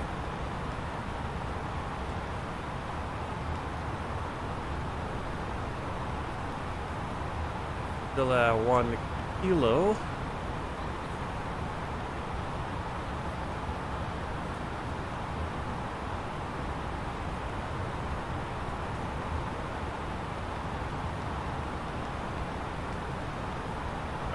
Good there.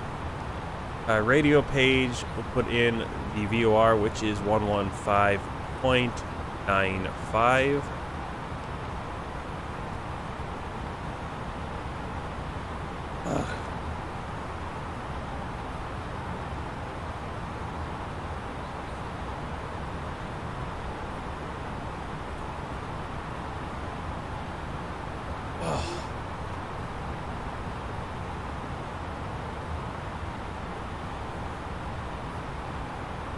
Yeah, I didn't think you were going up too far, Stephanie. Oh. Alright, so you got Charlie Yankee Romeo, that is Cayenne. 115.95 course. Final course is going to be...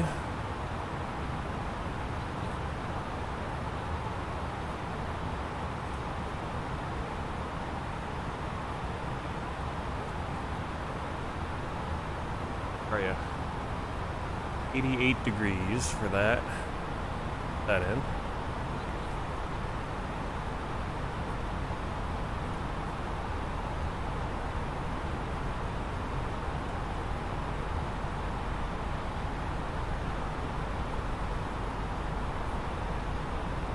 Got a NOTAMs here. Weather information and phone assistance could be affected in SOCA airfield. Okay.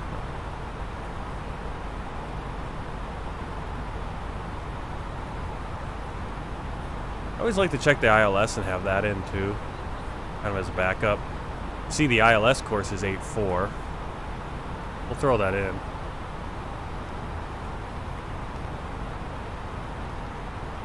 One 0.3, course 8.4. Format error. Okay. Okay.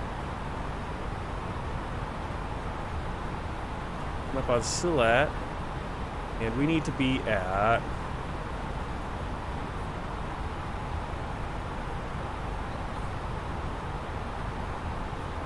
really a lot of guessing.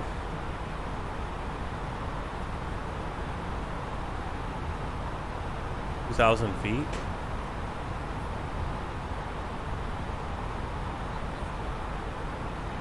Then the approach.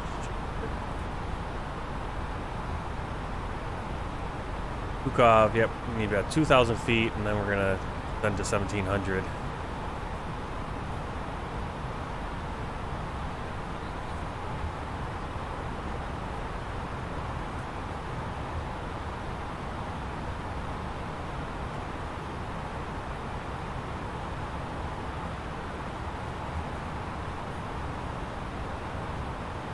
Bunch of empty boxes.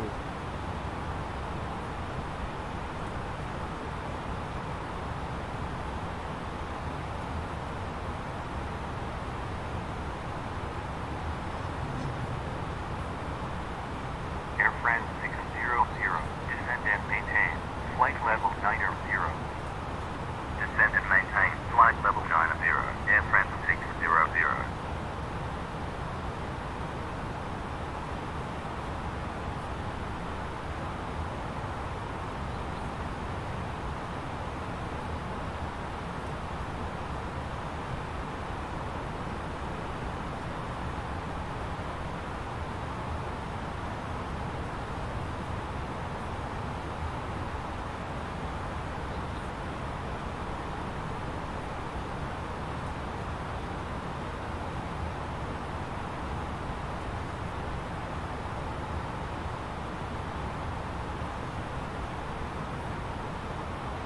AirFRANS 600, cleared. Feel 1 kilo, arrival.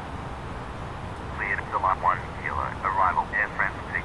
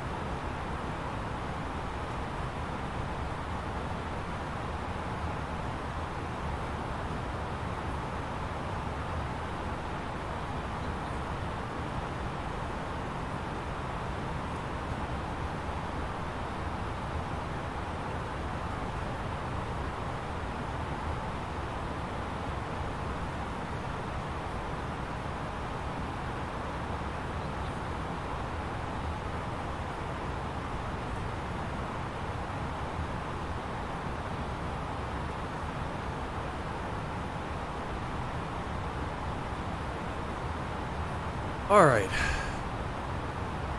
Let's see. We are cleared for the star. We're actually, well, we got the little green dot that kind of tells us where we need to be. We're actually below it, so that's good. Typically, we're struggling to descend. All right, and then we're going to start turning into that arc, the 12-mile arc. That VOR. And it looks beautiful. Look at those clouds. Wish the drone camera didn't tip over like this.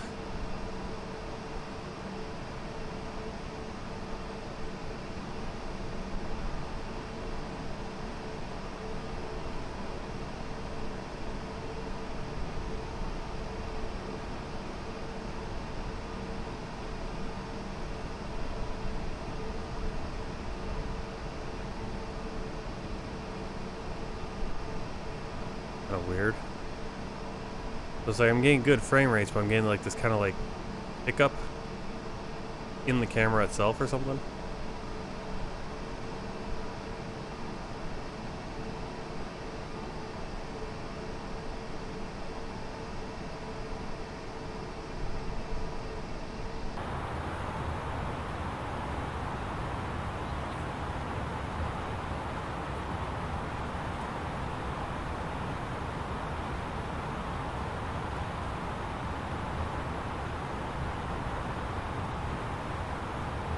Alright, let's put my auto brake right now before I forget.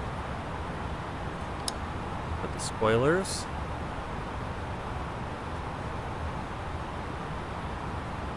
Go back in here, our performance page for the approach. Barometer is going to be on that minimums on the chart, 460 feet.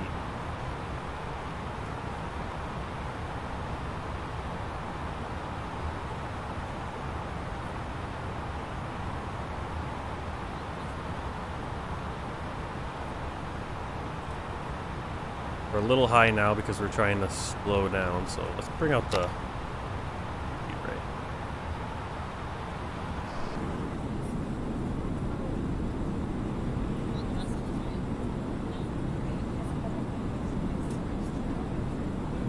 AirFRANS 600, descend and maintain, flight level 40.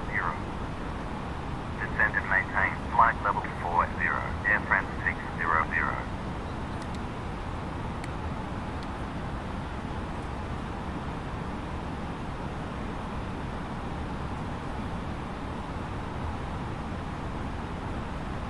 See, right now we're chasing that green dot, but we're catching it, so all right.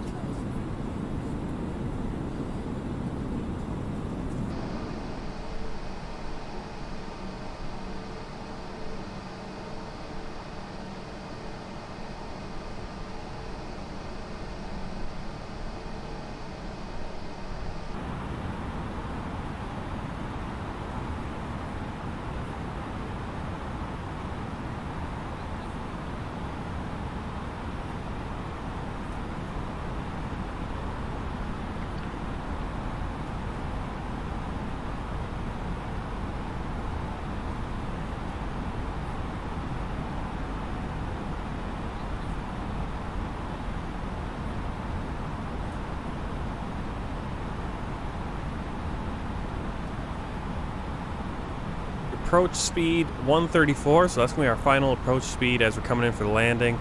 Landing speed should be a 129. We're gonna go full flaps. Transition altitude is 4,000 feet. That checks, actually it's 3,000 feet. Change that. According to the chart, it's 3,000. These are our speeds. I'm not sure what these mean always, but I think O is, I think that's full, right? And then S is, yeah, I don't know how these go with the flaps or how that works, what those letters are. They show up over there, but I'm not exactly sure what they mean. All my time flying this plane, I still don't know.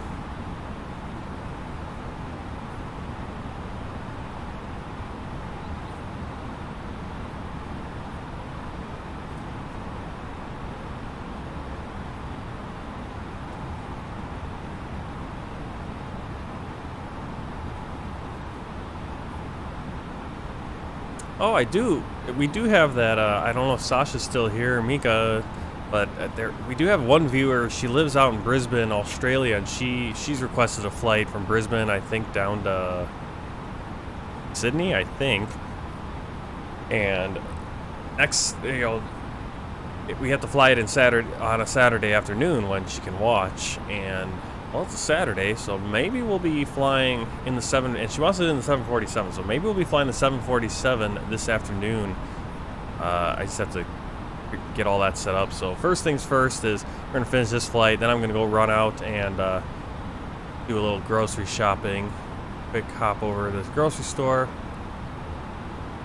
and then Air France maybe set that 600, flight up, and direct cook-off. that will be the afternoon flight. Direct cook-off, Air France 600. Hopefully.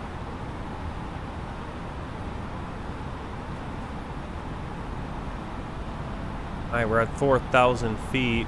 We need to be at 2,000. Can you clear me?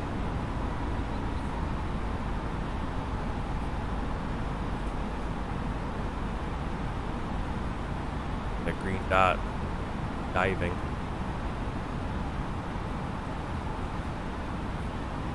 We speed up.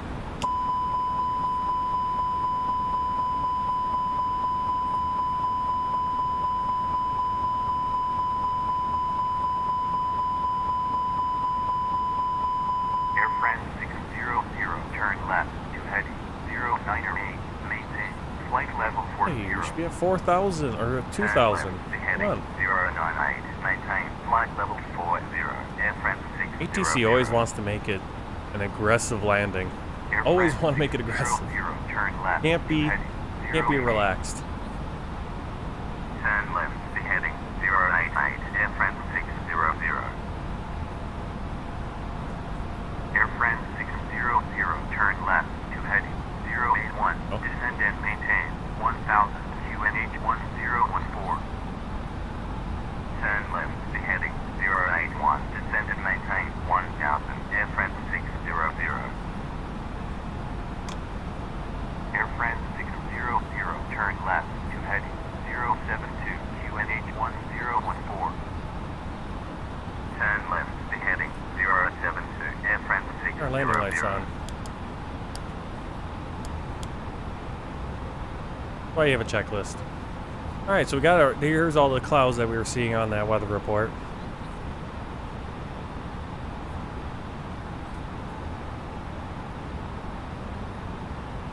Need to be at 1,700 feet at this next waypoint coming up, and we're gonna be above that. Rotating. Does that.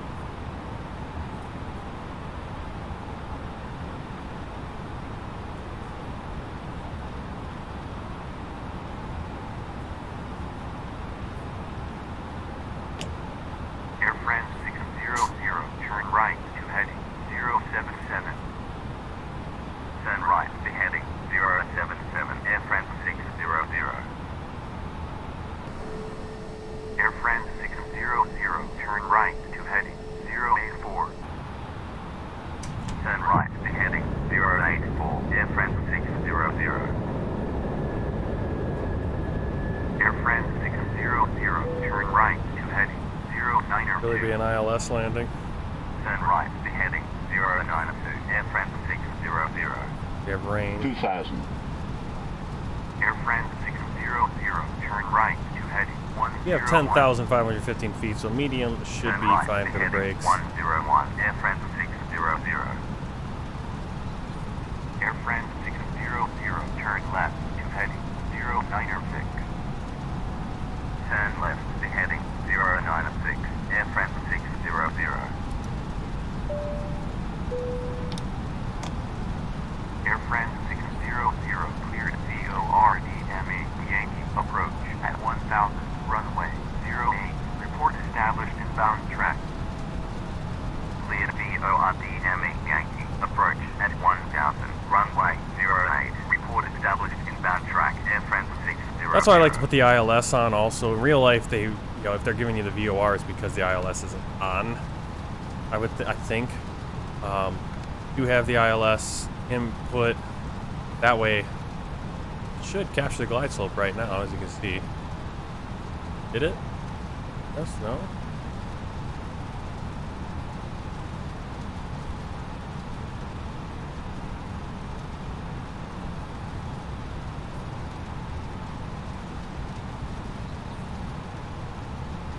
Air got France no- 600, have established no on visual, inbound you know? track. Air France 600, contact Cayenne Tower 118.1. Contact Cayenne Tower 118.1, Air France 600. Cayenne Tower, Air France 600, on final 08. Air France 600, approach, AirFRANS 600. This should have been an ILS. For some reason, the ILS didn't take. 3 hours left to go. We're gonna have a better time of this. I got this stupid DOR landing. We got rain right over the airport. This is probably a go around anyway. Reality.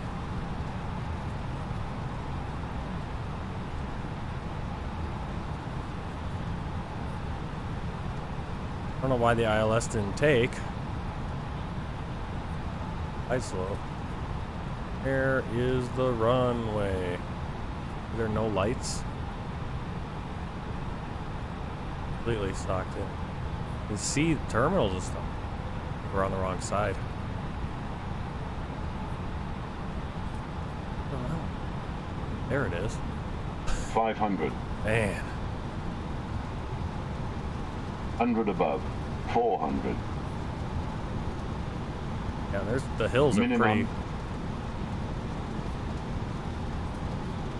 AirFRANS 600, wind 300. 30 degrees at 7 knots, clear to land 08. Clear to land 200. 08, AirFRANS 600. Oh, 100. where are we here? On the 50. center here. 40. 30. 20. Retard. Ah! 10. 5. AirFRANS Ah. 600, report vacated. Report vacated, AirFRANS 600. Not a very good landing. We're gonna go around here. Are we gonna go around? Come on, let's go. I like how, like, once I put in power, it doesn't want to climb then. Then it's like, nah. Alright, let's try that again. We were all over the place. Couldn't get lined up.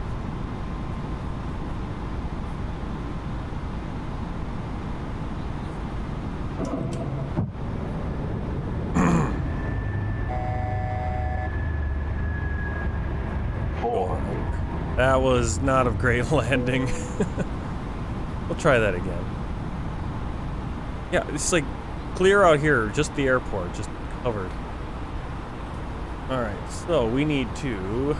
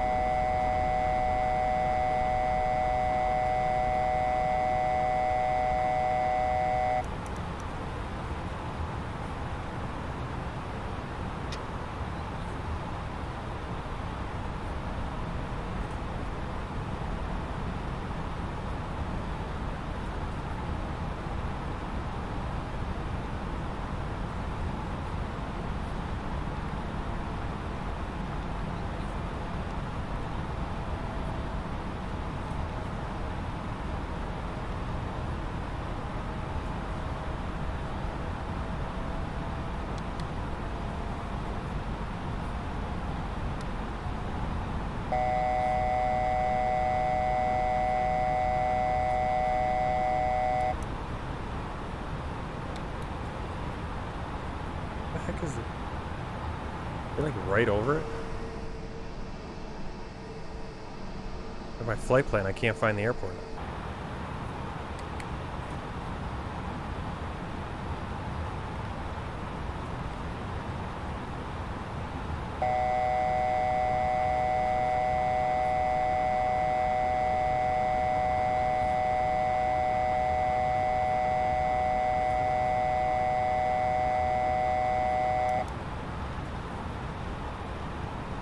Alright, let's go heading 249.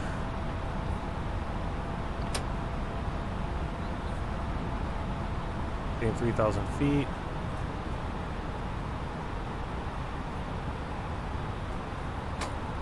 I'm gonna switch out this.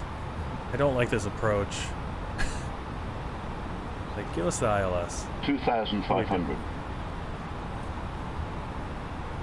ILS Yankee, we'll go from Krukov. Route.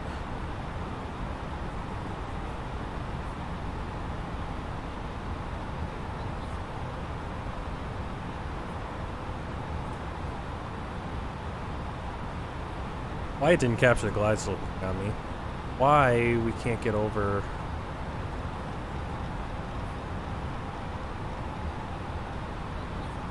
205 is fine though. Going. Right. 2000.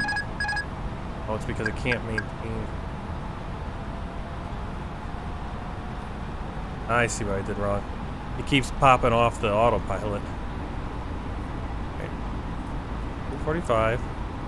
249,000. Autopilot. Gotta have enough speed. Alright, we're gonna do ILS Yankee. This.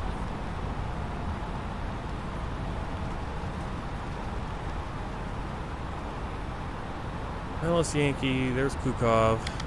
Finally. No star, we're gonna approach via Kukov. Okay.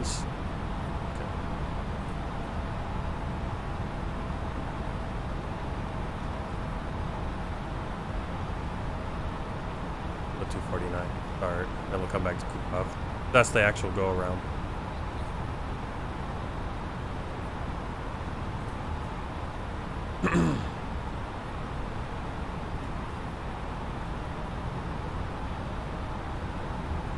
The only thing they're, well, one of the things they're missing on the FS HUD ATC is go around procedures.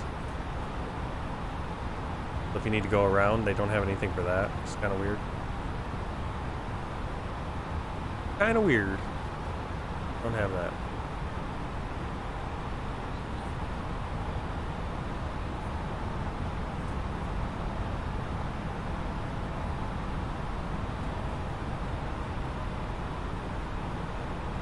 We'll try that again so that we're actually centered up and not swerving all over the place trying to land. Down to 1,000 feet.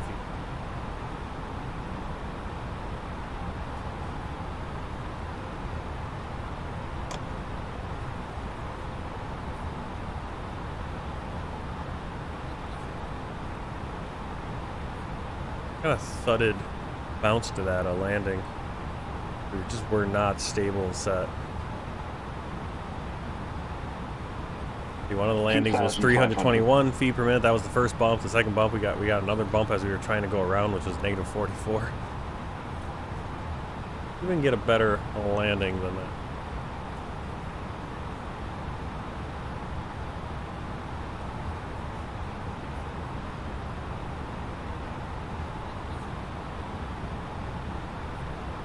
It always drives me nuts with, I mean, it's AI ATC, but reality, that should have been an ILS. They should have given us this ILS approach to begin with, because you have all this kind of scattered rain right around and clouds. We couldn't see the airport until we were right on top of it. All right, cabin check, landing gear down. Not yet.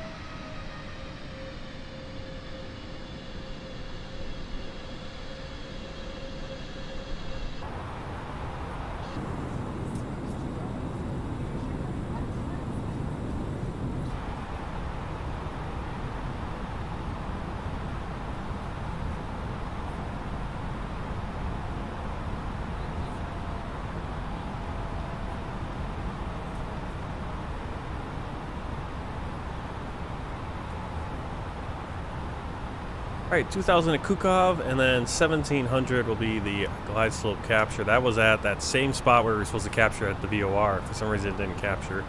Hoping there's not an issue with the ILS airport. We're not going into the hold, are we? Oh yeah, we are. Look at that. Put it in the hold. Okay. Well, that's fine. We'll go all the way. We'll do the little hold. Which is again, technically exactly what we're supposed to do on the go-around procedure, which is really cool there.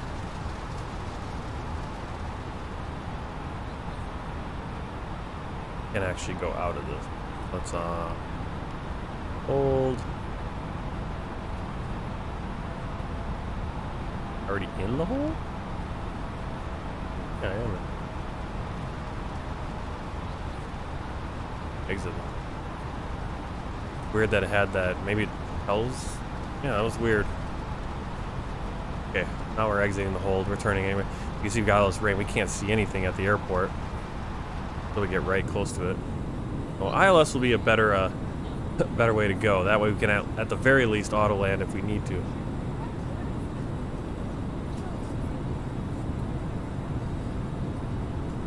Hope you guys all having a good morning or good afternoon or good evening wherever you're at. Stephanie's been flying from JFK to Heathrow, 3 hours for her flight to go. We just have a few minutes. We actually already landed or bumped the runway. We'll come back up and try again here. And then maybe this afternoon we'll fly from Brisbane to Sydney. Viewer requested flight. Not 100% sure. Depends on if I can get it all set up and get things, make sure the 747 is working and whatever scenery or whatever I want to get. And if not that flight, it'll be something else. We'll see. See if I have time. It all depends on if I can even get on, so.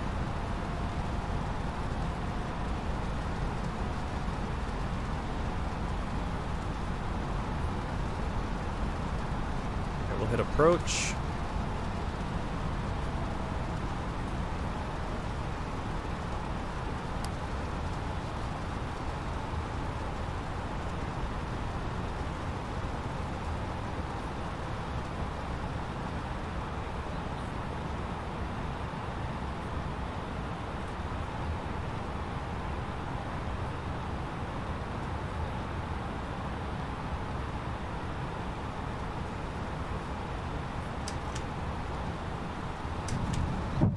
Landing gear down. Spoilers armed. Go flaps 2.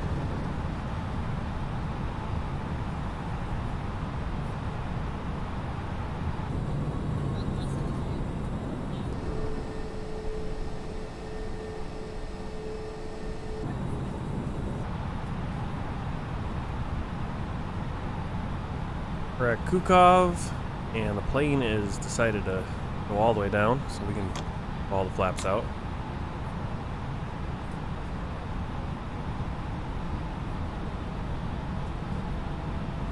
Got a little scared there. I thought this was the horizon.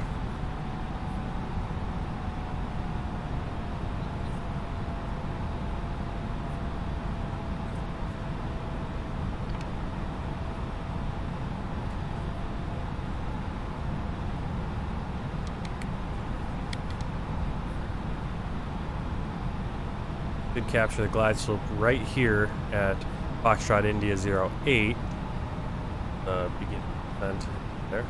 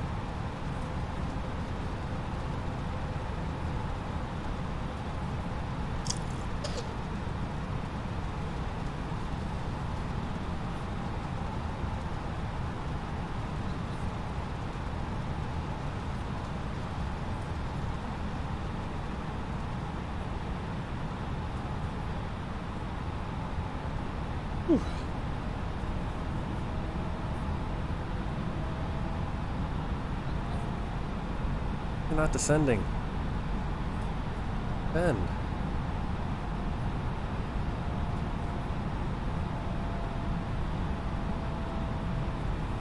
Capture the glide slope. Do something. Why? What is this alternate glide slope? Why? Wrong with my ILS?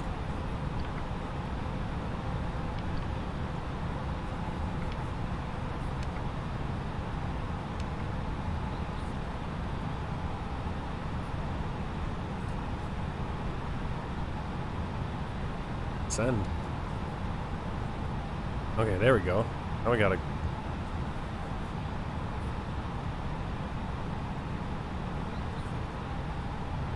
And I don't know what's going on. Why are we climbing? Because the plane keeps putting way too much throttle in. Maintain, because we got full flaps. Probably put the flaps out too early, but hey, glide slope. Here we go. Hey, creepy Tyler, right? Kind of weird to call you creepy. Actually having a good stream today. Flight Simulator is cooperating for the most part.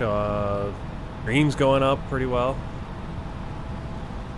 Through my testing so far, the big airports still have issues. Don't sink.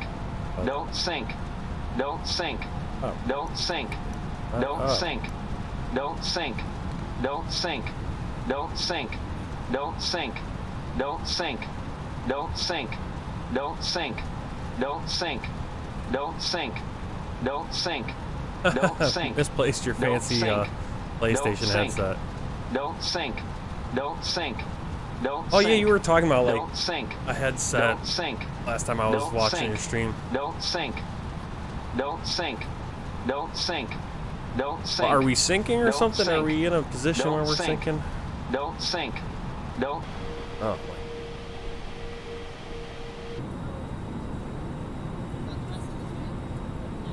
Now we're out of the rain. Don't sink.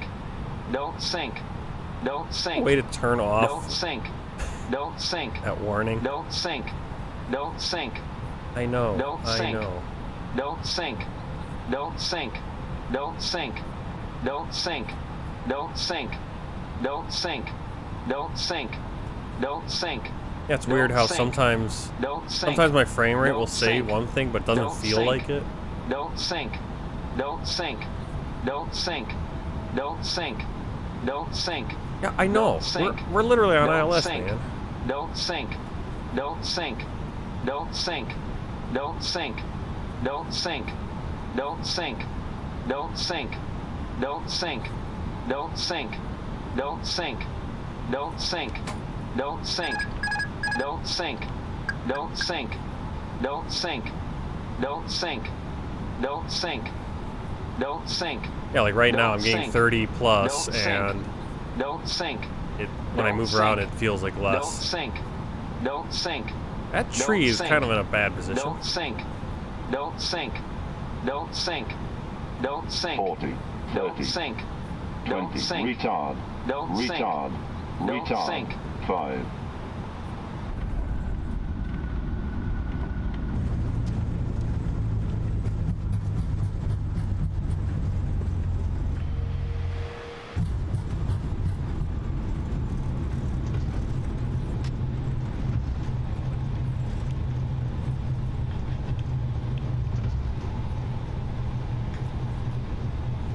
Well, there you go. Nice. I think that was a pretty good landing, and just in time for the exit. Cayenne Tower, AirFrans 600, runway vacated. AirFrans 600, Stop here and taxi to do all of our taxi Taxi to Clean up. gate to AirFrans 600. Off. Landing lights, strobe light. You can come on. All we need. Hey, gate 2. Where are you? My pitot heat. Where do I turn the pitot heat on?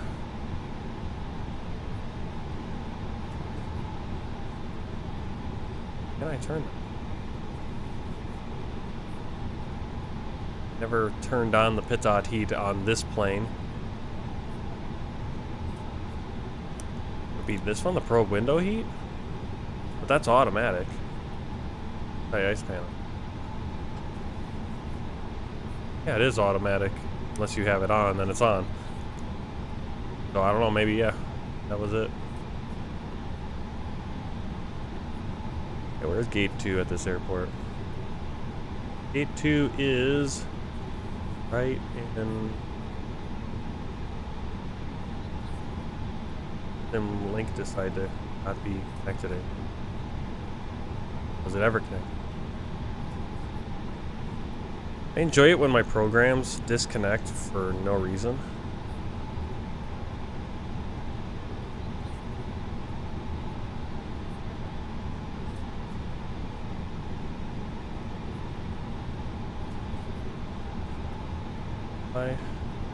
Okay, so we're at Charlie. Is right in front of us is gate 1, then there's 1.2, and then there's 2. But there's a big Air France in gate 2. Look, my gate. Hey, I guess we'll just go gate 1 then. Change arrival parking. No gate. Maybe it is gate 2. In real life, that's gate 2, but maybe in the sim, they enabled this. That must be what it is. Alright, here we go. Here we go. Flight director's off. LS off.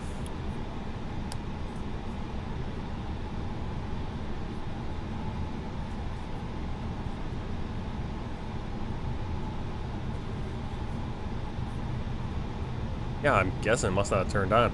I usually don't touch it because it's auto and just leave it in auto. Yeah, I don't know. It likes to do that when especially when I'm doing ILS and almost auto landing. It'll be like, don't sink, don't sink. It's like, I think we're all right. We're all right. Actually, get GSX open here and if the marshaller will pop up. You need to stop the engines to request ground services. Yeah, I guess I'm too close now. Yeah, I know how that is. It's been a few times today. And also making sure the little co-pilot doesn't shut down the stream by turning off all the power. Do it like this visually. Oh, brakes are a little too much.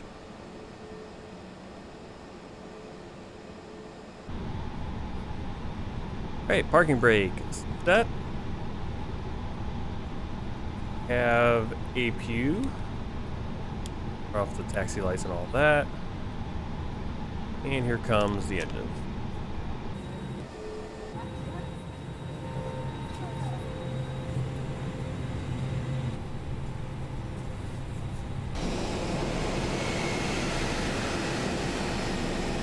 I'm literally at gate 2. What do you want me to do?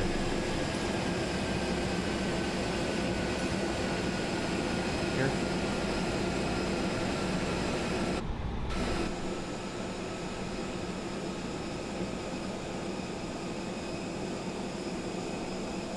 Alright, let's see what wacky direction this jetway goes when we try to deboard.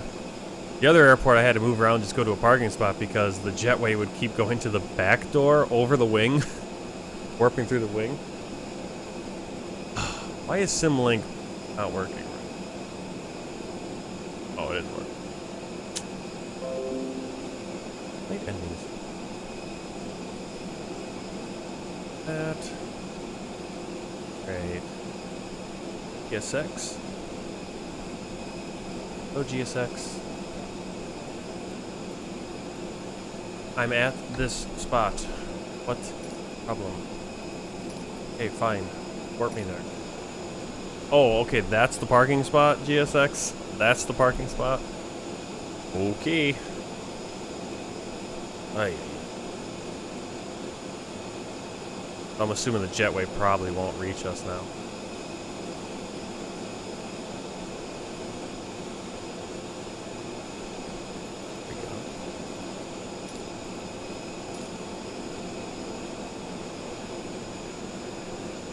You didn't have to open the menu every time. It would stay open until you're done. The boarding requested. Let's see what this jetway does. I'm not too hopeful about it.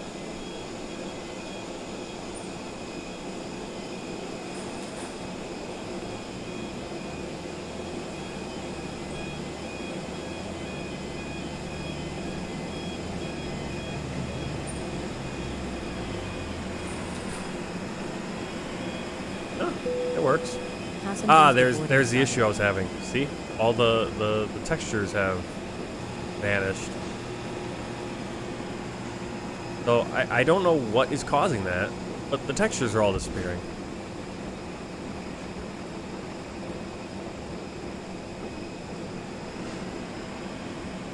I mean, it can't be my terrain.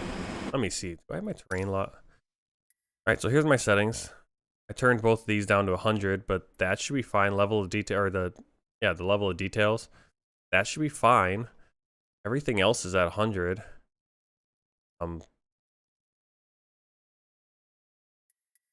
Weird. Why is it doing that? Why am I losing textures?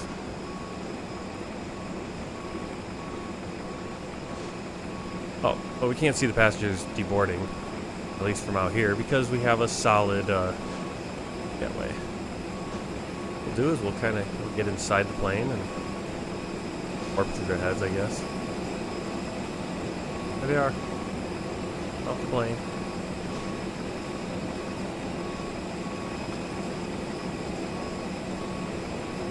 Alright, while they're creepily doing that, we're gonna pop open Lamentin and check out the review flight. Check out the review flight. No map today because I don't have everything set up for that. On my gaming PC at least, after the reinstall. Second person to arrive here today. Really. See, we came down our initial landing. Really? Oh, wow, look at that. The landing point, almost the same, even though the first one we were all over the place. That was that -321. We bounced, bumped again here, and we went around.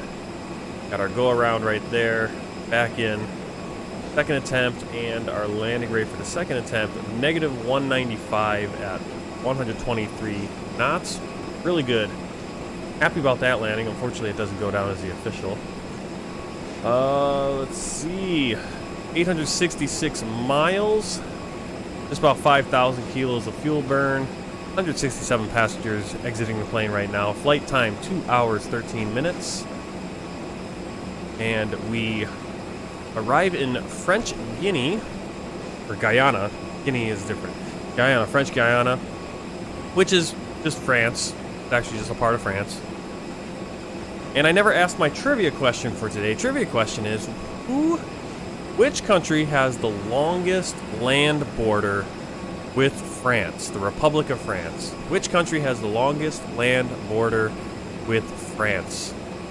Submit your answers right now, and as we're ending the stream, I'll give you the answer. And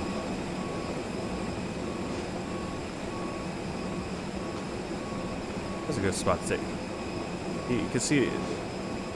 Yeah, let's take a screenshot right here. That looks pretty good. Got a bunch of Air France because we are. If I give away this, we are in France right now. So my question is, which country has the longest land border with France? And second question, why are my textures not loading in for the ground?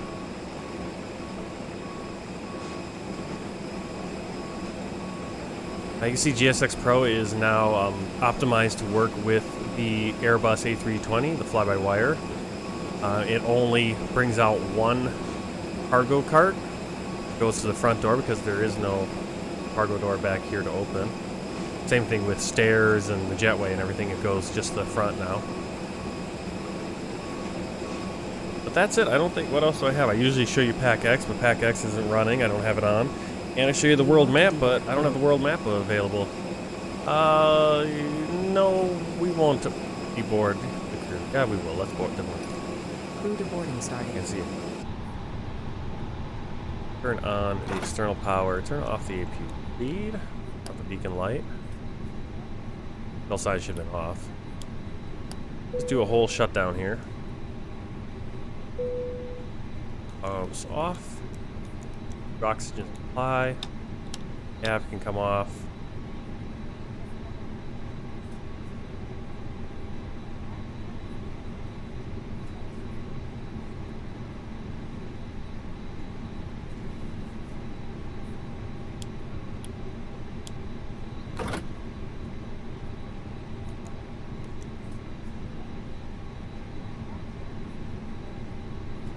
Alright, I did turn the battery off, but I think that ground power is still connected and it doesn't... Oh. Well, that's cold enough for me. That's cold and dark enough for me.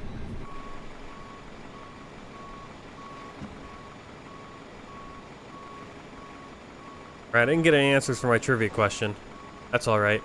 Yeah, the longest land border, the country with the longest land border with France is Brazil. Brazil. Yep, it's Brazil. That's because right here, I'll pop up Valence again. We'll kind of look on the map. But if you look, okay, where's France? Well, here's France, right? Here's the France we all know, so. Oh, okay, is it Italy? Nah. Switzerland? Not really. Germany would probably be a lot of people's answers. Germany, but even Germany, I think probably Belgium's got a longer one. Luxembourg, definitely not. Maybe Spain? But here's the rub. The Republic of France. This is just metropolitan France, which is in Europe. But the rest of these places, actually, French Guiana, Martinique, Guadeloupe, Réunion, Mayotte and Réunion, out here, they're actually full parts of France. They're France. They're overseas territories, but they are France. They're represented equally and all that. And so the longest border, land border with France is actually Brazil right here. This border, I'm not sure what this is. Like a disputed. Kind of weird how these, I don't know what these are. I'm gonna have to look that up, why there's two borders inside of Suriname.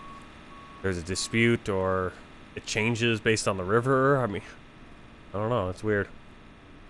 But yeah, French Guiana, longest land border, France's longest border, land border is with Brazil, right there. Which, yeah, quite a bit longer than, doesn't seem like it. That doesn't seem that long at all, but again, we have to remember that the map is also warped. France is way bigger on this map than French Guiana. French Guiana's not that huge, but that's... I guess it's got to be longer than Belgium and Spanish borders. Alright, well, there you go. There's your trivia. If you were paying attention, I'll probably ask it again next time, and you'll be able to get the trivia question right. Alright, well, we're all finished here on this flight. Next flight is going to be, see if I actually have it set up on the next screen. I do, kind of. But the next stream, next scheduled stream, I don't know exactly when it'll be scheduled. Probably, could be possibly Sunday afternoon. So tomorrow afternoon, I'm going to be going into work this morning, or tomorrow morning. It'll be probably tomorrow afternoon. Let me write that on the time.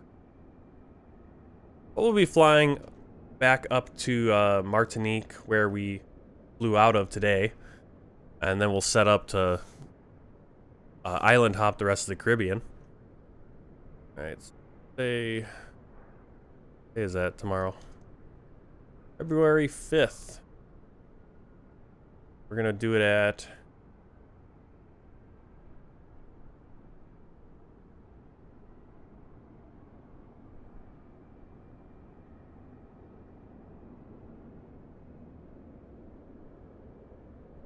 I think I'll do it at 2 o'clock.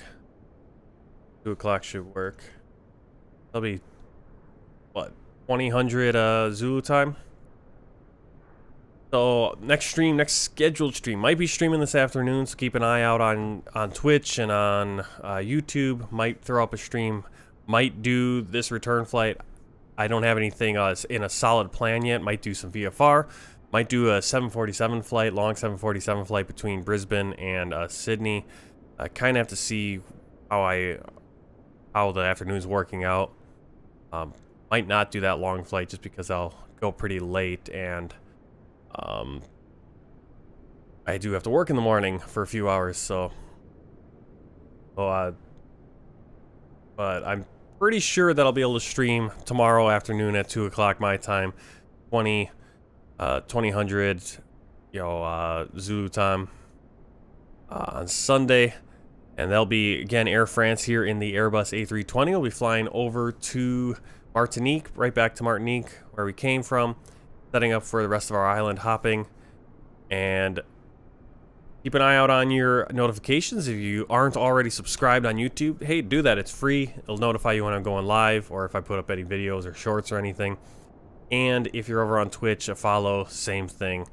Free, totally free. And if you want to send some money my way, consider subscribing over on Twitch or hitting one of those donate links. Probably Stream Elements is the best donate link to go with, down in the description here on YouTube. And that's very helpful because right now I'm looking at my budget. Just figured out the family budget, and yeah, we're kind of right up against it. So there's not going to be much purchasing going on for my computer or for Flight Simulator or anything else right now until maybe a few bucks come rolling in on the stream side of things. So thanks for coming in. Hope to see you this afternoon. If not, I'll see you Sunday afternoon, and for the next World Tour flight or something else, maybe VFR or a US flight. Who knows? We'll see. See what I get planned and get put together. So I will see you then.